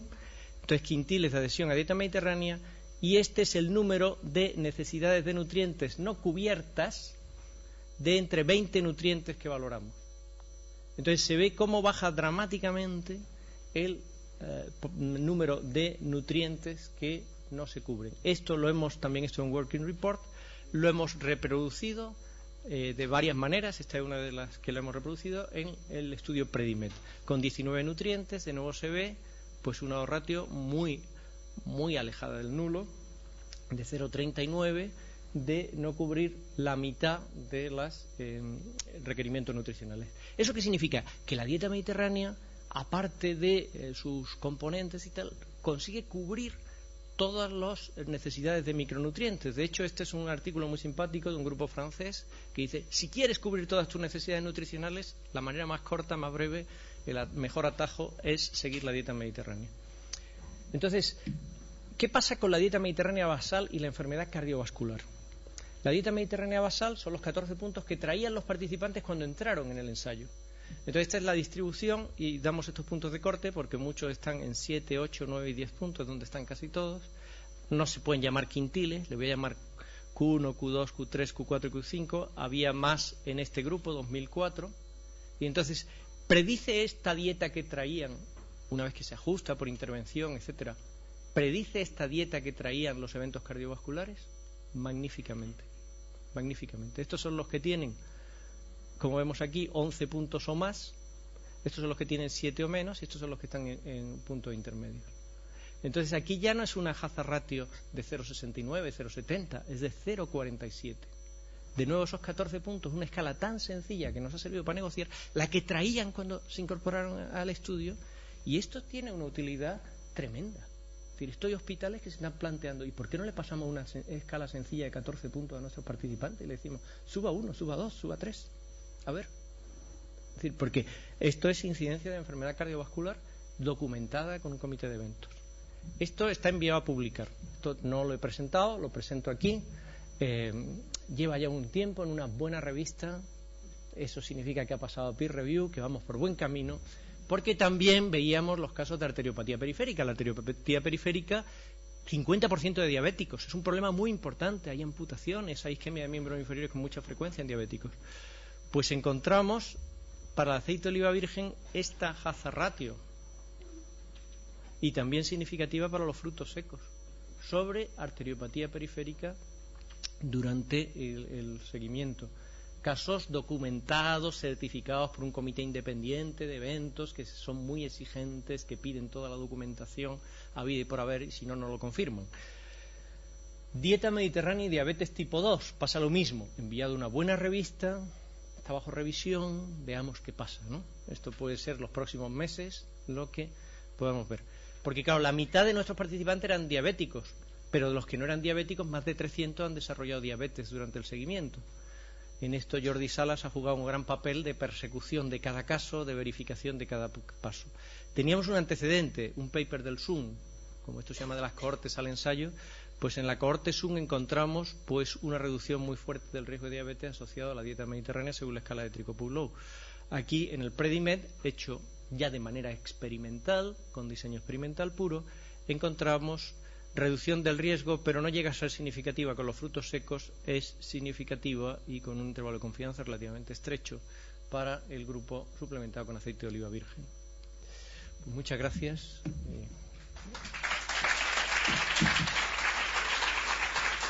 Creo que me ha adaptado.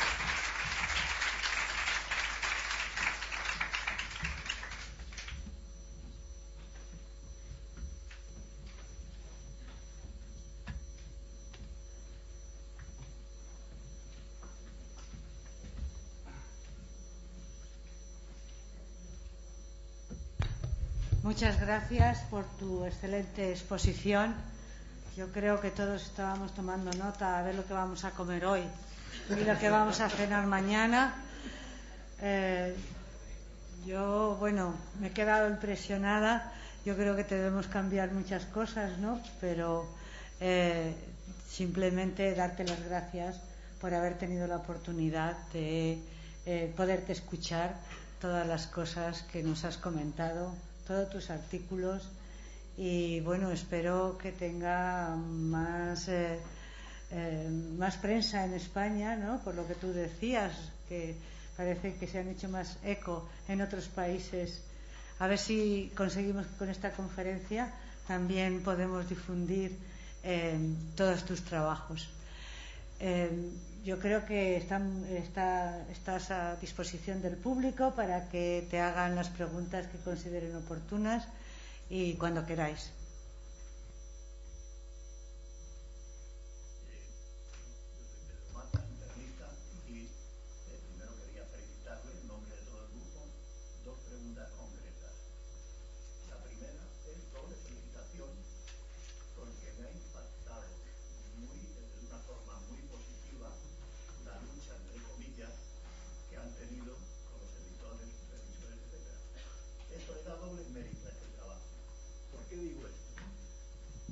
Porque habitualmente los trabajos que vienen de España, no del mundo anglosajón, todos tenemos experiencia, tienen sesgos en la revisión y en la aceptación.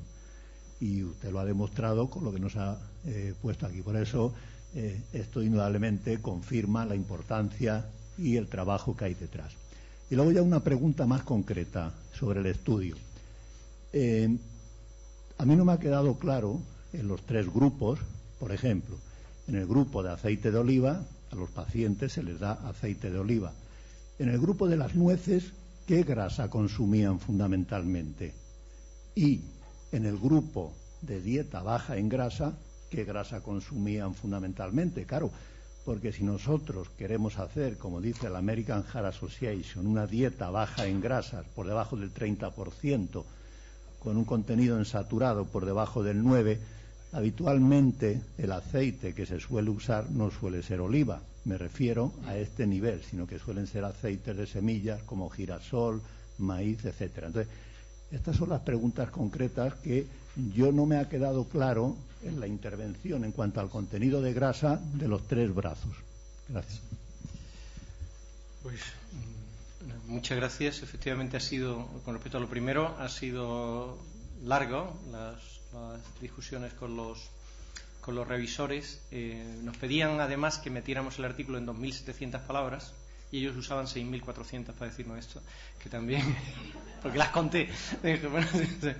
Bien, pero bueno, metimos mucho en el anexo suplementario. O sea, todos estos detalles del consumo de grasa por grupos y tal, no lo he puesto aquí por no extenderme, pero están en el anexo suplementario. En la página web del New England tenemos el protocolo y tenemos un supplementary appendix, que es ese que tiene 30 y tantas páginas, donde vienen todas las tablas de composición de la dieta por macronutrientes, basal, al cabo de 3 años, al final, etcétera, y los cambios que ha habido. Aquí lo he resumido un poco. Entonces, en el grupo de aceite de oliva, más del 20%, estoy recordando de memoria, más que hacerme caso ahora las cifras exactas, se pueden ver ahí. Más del 20% de la ingesta calórica total venía de aceite de oliva virgen.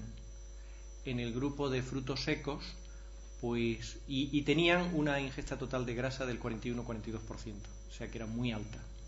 En el grupo de frutos secos pasaba algo similar, con menos grasa procedente de aceite de oliva, y sobre todo tenían mucha grasa poliinsaturada procedente del alfa-linolénico, de las nueces y también de pescado, porque subió el consumo de pescado graso, ¿no?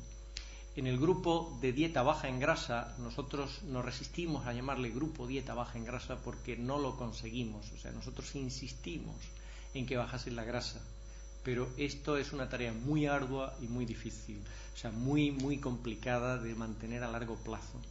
Entonces tenían un 37% de grasa, o sea que esto no es una dieta baja en grasa, es un consejo para seguir una dieta baja en grasa, que aseguro que se dio, y se dio hasta la saciedad, y además teníamos una escala similar a la de 14 puntos, pero de 9 puntos, que también está en el anexo suplementario, una escala de 9 puntos de seguimiento de la dieta baja en grasa.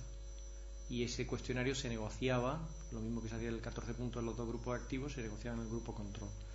Entonces, por eso digo que el contraste que se creó no fue muy fuerte, porque tenían que haber bajado un poco en esos 8 puntos que tenían inicialmente, un poco, por lo menos, el grupo control, ¿no?, para diferenciarse, pero no bajó, incluso subió un poquito en adhesión a dieta mediterránea.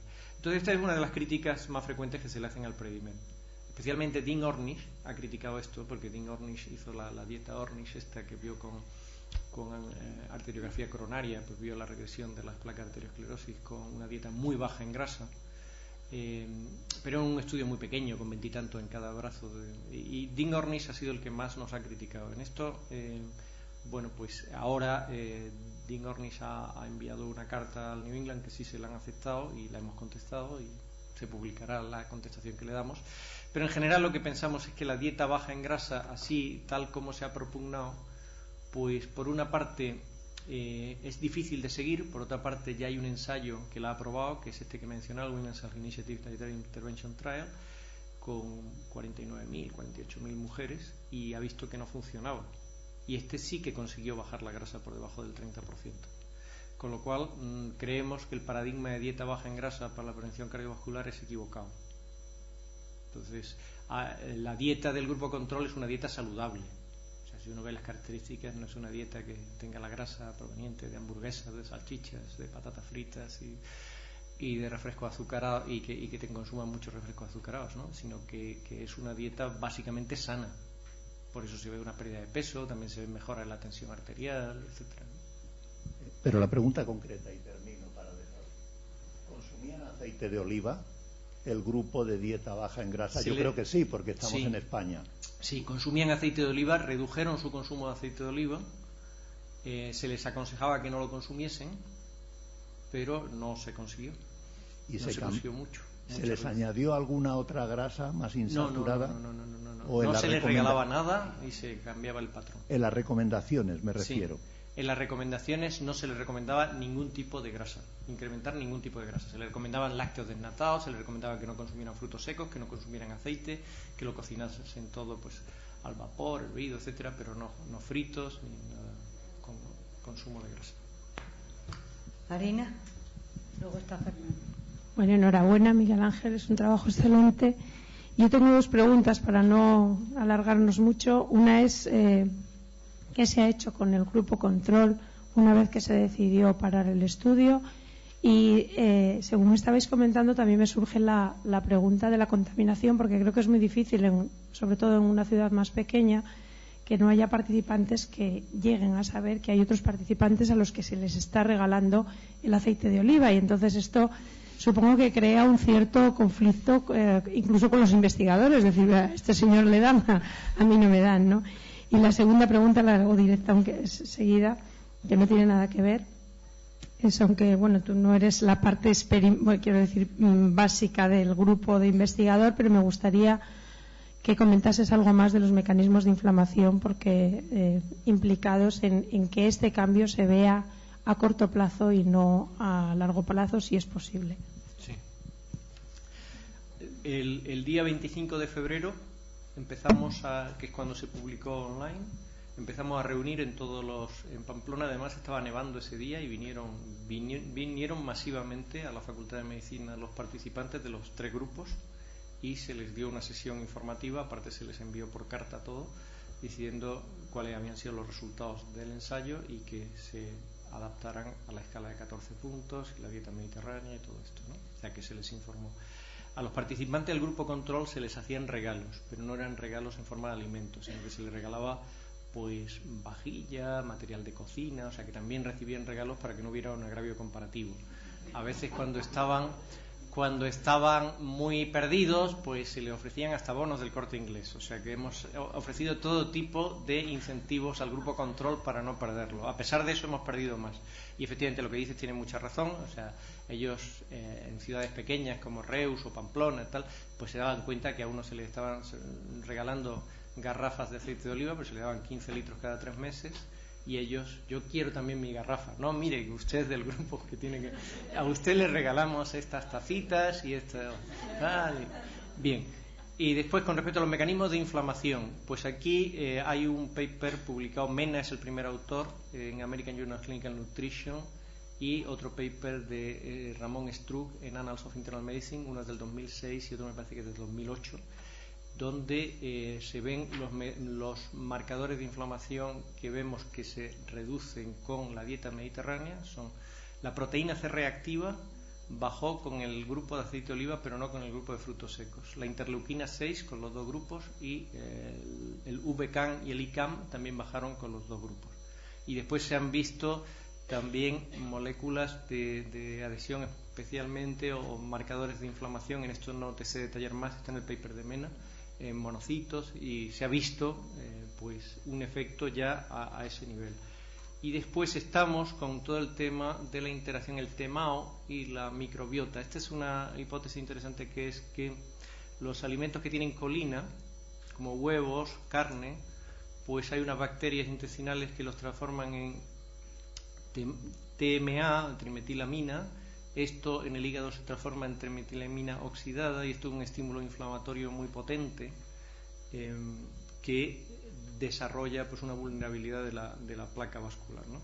Entonces, este mecanismo que Stanley Hassen ha publicado en New England y en Nature Medicine recientemente, pues pensamos que tiene que ver también con esa reducción del consumo de cárnicos que hemos hecho, y de hecho Stanley Hassen nos ha pedido las muestras de aceite de oliva, porque en el aceite de oliva hay compuestos como el oleocantal y otros polifenoles con una actividad antibacteriana que puede evitar precisamente esta conversión. O sea, ese es un mecanismo un poco especulativo, pero va habiendo evidencias de que estos mecanismos van más allá del contenido de grasa saturada y colesterol que pueda tener la carne, y que por eso reducir el consumo de carne reduce el riesgo cardiovascular, ¿no?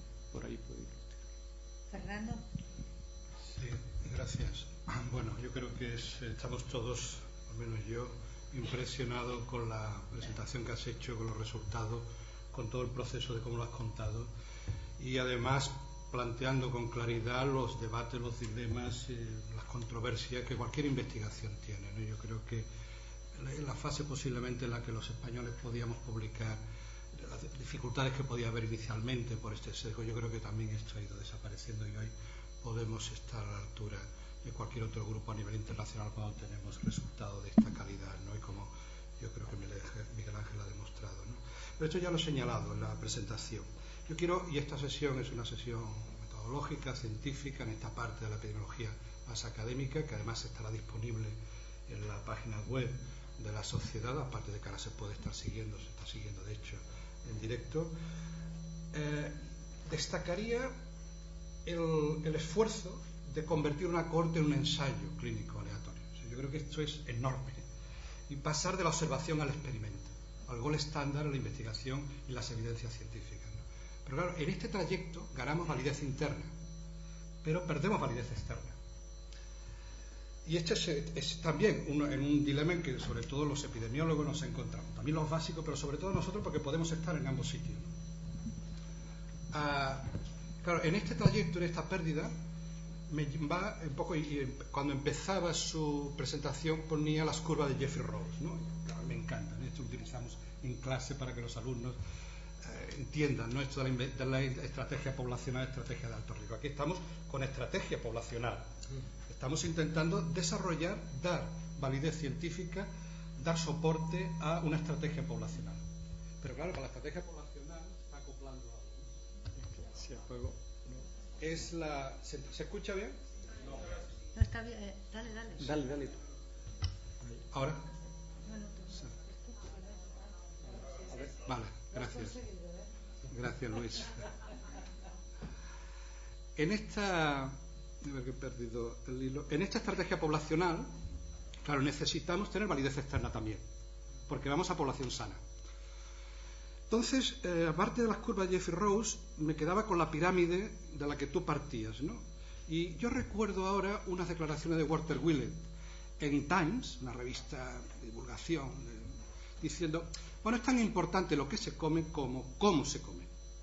De hecho, en la base de tu pirámide no hay alimentos, hay personas que están comiendo. O sea, cómo se come es un poco las preguntas también que se estaban haciendo, ¿no? ¿Cómo separamos el efecto en un ensayo que está circunscrito a una cultura determinada, esa manera de comer, con tranquilidad, con tiempo, ¿sí? Los otros elementos que pueden estar interactuando sobre los factores de riesgo, ¿no? Claro, esto, y ya con esto acabo, la pregunta concreta es, bueno, ¿las mujeres y los hombres experimentan estos efectos de manera igual? Tiene que ver con esta reflexión más general de los elementos culturales, sociales. ¿Y las clases sociales? ¿Hay alguna posibilidad de ver si este efecto es igual para profesionales, los que estamos aquí, que para las personas a los que le tenemos que dirigir parte de este mensaje para que cambien su dieta, porque está claro que todos nos vamos a beneficiar? ¿Pero las curvas se aplanan o se trasladan? Este debate que en el American Journal of Public Health de hace muy poco se traducía en varios artículos, ¿estamos aplanando la curva o la estamos trasladando?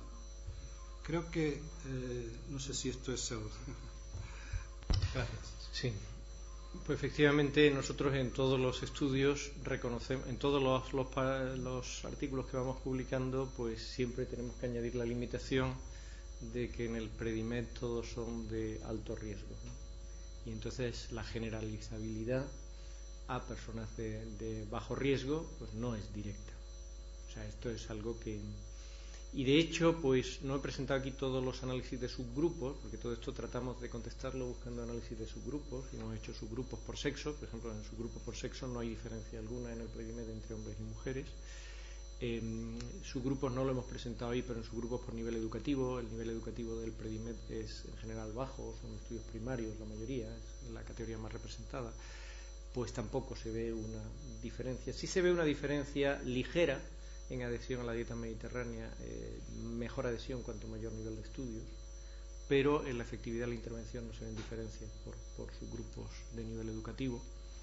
Pero cuando ves los factores de riesgo, teníamos muy pocos que no tenían hipertensión. En los que no tenían hipertensión, hombre, el intervalo de confianza sale altísimo, pero, o sea, amplísimo, porque son muy pocos, ¿no? Y hay muy pocos eventos. Primero, que no tienen hipertensión, por lo tanto tienen menos riesgo, y después que son muy pocos, pues efectivamente tienen una gran incertidumbre. Pero ahí sí que sale algo un poquito raro, ¿no? Que dicen, los que no tienen hipertensión, pues no se ve el efecto protector de ninguna manera, ¿no? Y eso tiende a pasar también con los que no tienen alteración de los lípidos, ¿no? Entonces, efectivamente, puede ser que las cosas sean distintas en personas de bajo riesgo. Siempre eso es una posibilidad.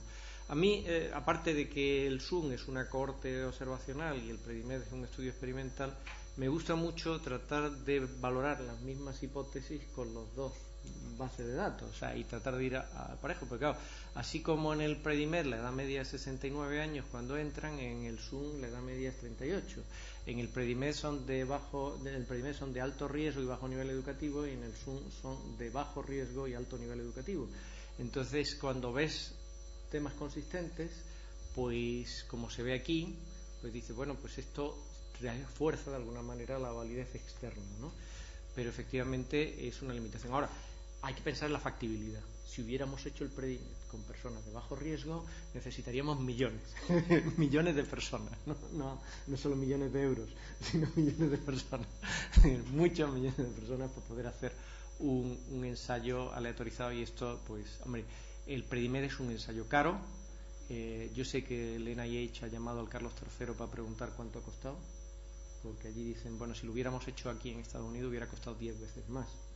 Pero el Predimed cuesta caro porque tú tienes que tener 7.447 personas a las que les tiene que llegar aceite de oliva cada 3 meses, que tiene que haber una dietista, tienes que contratar 30 dietistas, entre dietistas y enfermeros unas 30 personas, tienes que transportar cada semana 2,5 toneladas de aceite de oliva, cada semana. Es decir, la logística no ha sido sencilla y tiene mucho gasto. Claro, y por tanto tienes que coger una población de alto riesgo, porque si no, no observas eventos. Y claro, una de las críticas que nos han hecho en los comentarios online es decir, oiga, le llaman de alto riesgo y tienen pocos eventos. Dice, bueno, es que no somos americanos y además el grupo control mejora siempre más de lo que mejoraría alguien que no entra en un ensayo, ¿no? Beatriz, tienes por aquí el micro. Tampoco me hace falta. Venga, pues arriba. Aunque hablas todo el rato de patrón, estoy segura de que habéis mirado a ver cuál de los componentes parecía tener un comportamiento más concordante con la suma y cuál sería un poco anómalo, y me gustaría que comentaras un poquito de esto. Y la otra cosa que a mí me parece también muy curiosa es incorporar dentro del perfil un sofrito. Es decir, que es una mezcla de cosas, más hecha, menos hecha, con más ajos, menos aceite, que realmente es una mezcla de nutrientes y que parece una cosa curiosa para incorporar directamente dentro de un cuestionario con un punto tan valorable como el consumo de otras cosas más estándar, por decirlo así. Sí. Vamos a ver, en el Zoom, cuando valoramos el patrón, que es lo que he presentado ahí, pues se veía que para frutas y frutos secos era el único que tenía de por sí un papel protector significativo. Eso se reprodujo cuando hicimos el análisis de mortalidad total, el siguiente que presentaba el Journal of Nutrition en 2012. Y en el que tenemos enviado, porque este que tenemos de cuál eran los 14 puntos basales y cómo fueron los eventos, que se ve esa hazard ratio tan impresionante para los que tenían en las dos últimas categorías, ¿no? He dicho 11 o más cuando lo he presentado, era 10 o más, era 10 y 11 o más, eran los dos últimos. Pues en ese se ve para, creo recordar, ya saldrá publicado, porque sí que lo hicimos, tienes razón, lo hicimos. Ahora no me acuerdo de memoria, creo recordar que para la mayoría no salió una cosa muy clara, pero para frutas, frutos secos y verduras salía, ¿no? No sé si para legumbres también. Lo que nos hemos encontrado que va en contra de la creencia habitual es el pan blanco y los cereales. Eso salía también, tanto nosotros como los del EPIC han encontrado lo mismo. Que el consumo de pan blanco, que es lo que hace la mayor parte del consumo de cereales en la población española, aunque en la escala de Trico-Paulo está de 9 puntos, estar por encima de la mediana te da un punto positivo, pues resulta que luego cuando ves quiénes están por encima de la mediana tienen más riesgo, aunque no es significativo, está así, porque bueno, pues son cereales son granos rápidamente absorbibles, tienen alto índice glicémico y además pues representan muchas veces las personas que consumen que comen mucho pan con las comidas no se dan cuenta que están consumiendo muchas más calorías y además rápidamente absorbibles, que producen esas alteraciones postprandiales inmediatas del efecto rebote y todo esto, lo mismo que pasa con los refrescos azucarados. Entonces ese tema estamos trabajando en ello.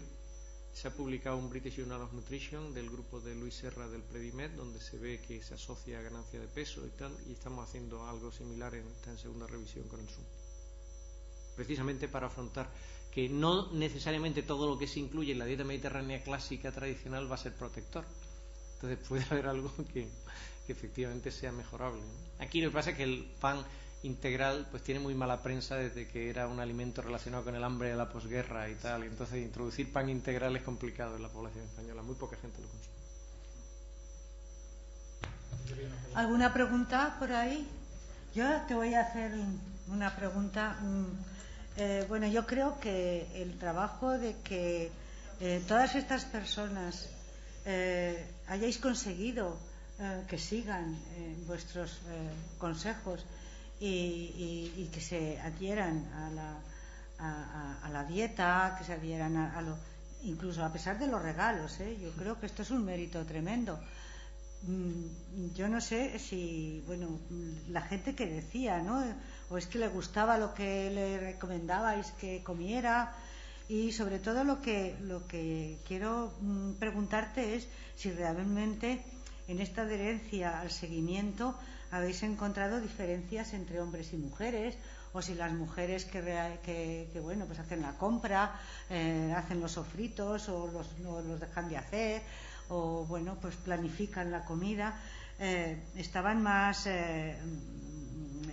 veíais vosotros que realmente seguían mejor que los hombres, o si los hombres pues realmente no habéis tenido en cuenta estos aspectos entre las diferencias de hombres y mujeres a la hora de tener el resultado que habéis obtenido. Sí. La eficacia de la intervención yo creo que ha sido también por contar con dietistas muy motivadas. O sea, esto es un trabajo de la dietista. Creo que tendríamos que apuntar, ahora mismo estamos en una época de austeridad presupuestaria en el Sistema Nacional de Salud, pero pensando en cuando superemos la crisis, en que haya dietistas de los centros de salud. O sea, mi ilusión sería que hubiese dietistas en los centros de salud. Parte del secreto del Predimed es que se ha hecho en los centros de salud, de atención primaria. Entonces se ha contado en todo momento con la atención primaria, y los centros de salud pues dejaban una sala de usos comunes para que la dietista tuviera estas reuniones y estas entrevistas. Entonces los pacientes que van a un centro de salud, o clientes, usuarios, participantes, como se quiera llamar, pues normalmente ven que el médico no sabe mucho de nutrición y además le dedica poco tiempo a esto. Esto es un poco triste decirlo, pero esta es la realidad. Yo cuando llegan mis alumnos de sexto de medicina y les pregunto algo de nutrición me quedo asombrado. Digo, mira, en la asignatura de endocrinología y nutrición os dan 99,9% de endocrinología y 0,1% de nutrición. Y esto yo creo que pasa en toda la facultad de medicina en España. Entonces los médicos están mal formados en nutrición. Y además tienen poco tiempo para educar a los participantes. A las enfermeras les pasa lo mismo, ¿no? A los enfermeros les pasa lo mismo. Entonces, el que un paciente que se sabe de alto riesgo, que sabe diabético, encuentre una persona bien formada, bien preparada y motivada, que con gusto pues le explica cosas sobre lo que es una alimentación sana, y le explica cómo tiene que preparar sus alimentos, y le dedica tiempo, y le contesta sus perplejidades, y le contesta sus dudas y tal, pues están encantados. Están encantados, o sea, que es que ha llegado a haber participantes que han ido a la boda de la dietista, o sea, que es que veis que yo quiero esta dietista se ha portado muy bien conmigo. Entonces dice, pues se crea, claro, ¿por qué un día nevado con mucho frío aparecen todos allí en la Facultad de Medicina? Porque es que están encantados con que se les atienda y se les haga caso en estos temas, porque ellos se dan cuenta de que es un tema importante al que normalmente se le ha dedicado poco tiempo. Entonces esto hace que haya, y curiosamente yo me esperaba lo mismo que tú dices, o sea, que las mujeres iban a responder mejor a la intervención dietética que los varones. No hubo prácticamente diferencia, y si me apuras un poquito mejor los varones. Los que respondieron peor fueron los diabéticos, quizá porque están un poco como pasados de rosca de que se le hable de estas cosas, y no es tan nuevo, no tiene ese atractivo de la novedad. Entonces ahí publicamos en el European Journal of Nutrition una valoración de las variables predictoras de la efectividad. La que quedaba más clara era el hecho de que a los diabéticos costaba más cambiarle los hábitos alimentarios. Sí, a ver, 3 palabras. Sí, 3 palabras pedidas y cerramos, porque luego tenemos que ir al refrigerio saludable. Allí, perdona, que no me he dado cuenta que María Ángeles.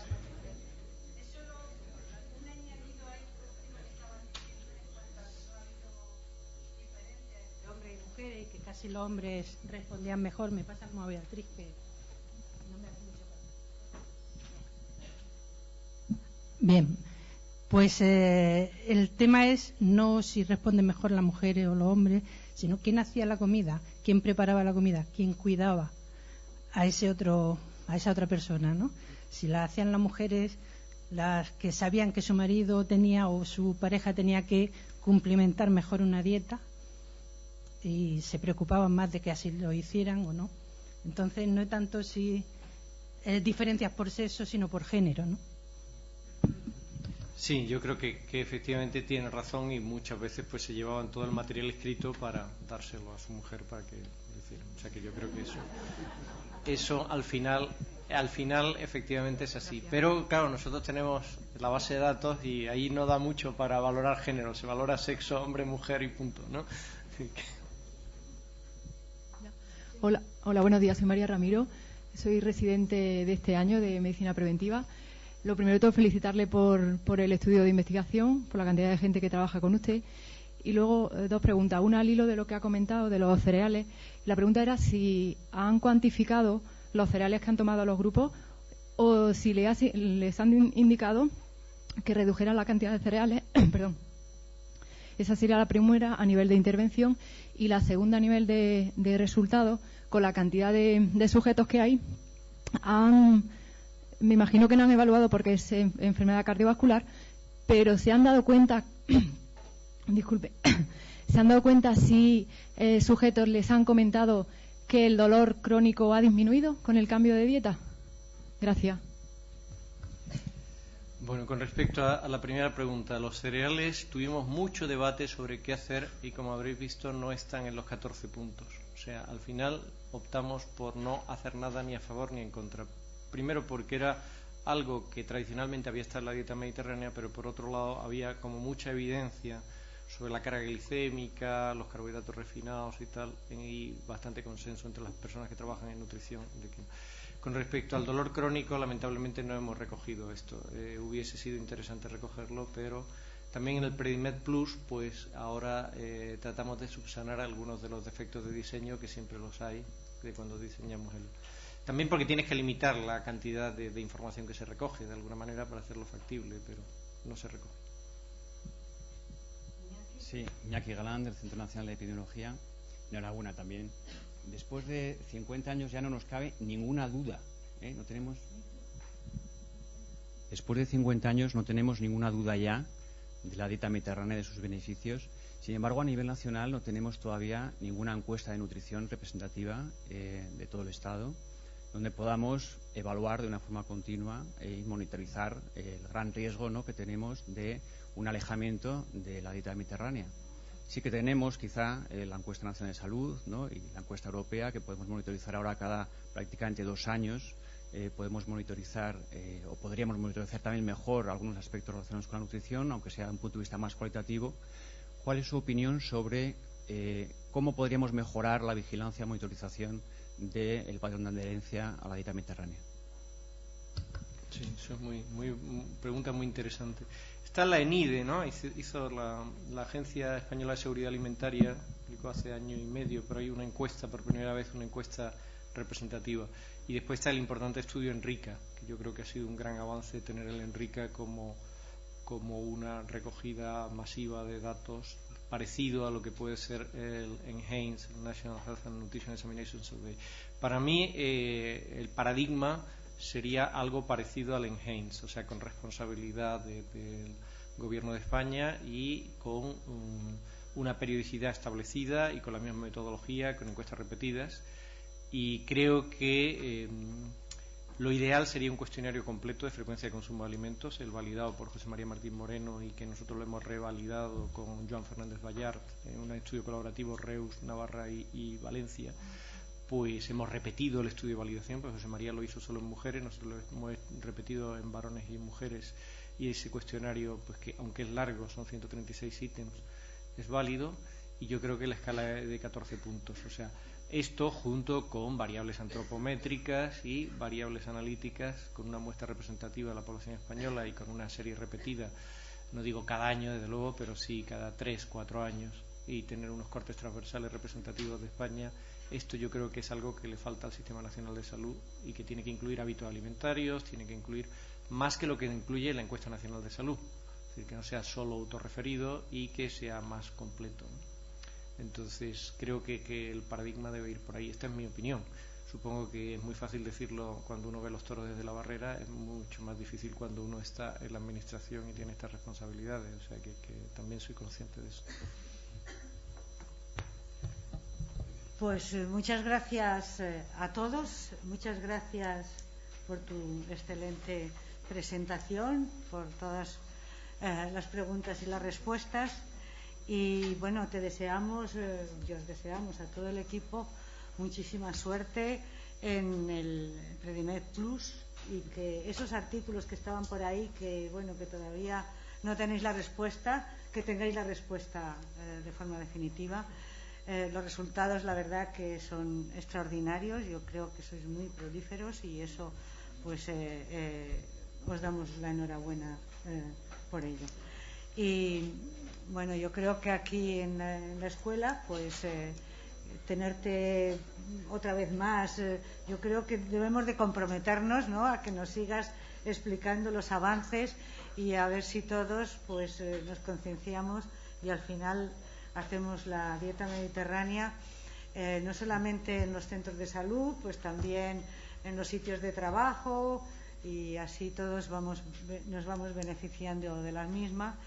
Y bueno, pues lo del ligero refrigerio pues va en serio, ligero por la crisis y también porque tiene que ser ligero por el tema, ¿no? Espero que realmente sea así. Al año que viene nos vemos otra vez en otra tercera conferencia. Y bueno, pues vamos con esto ya finalizamos y muchas gracias.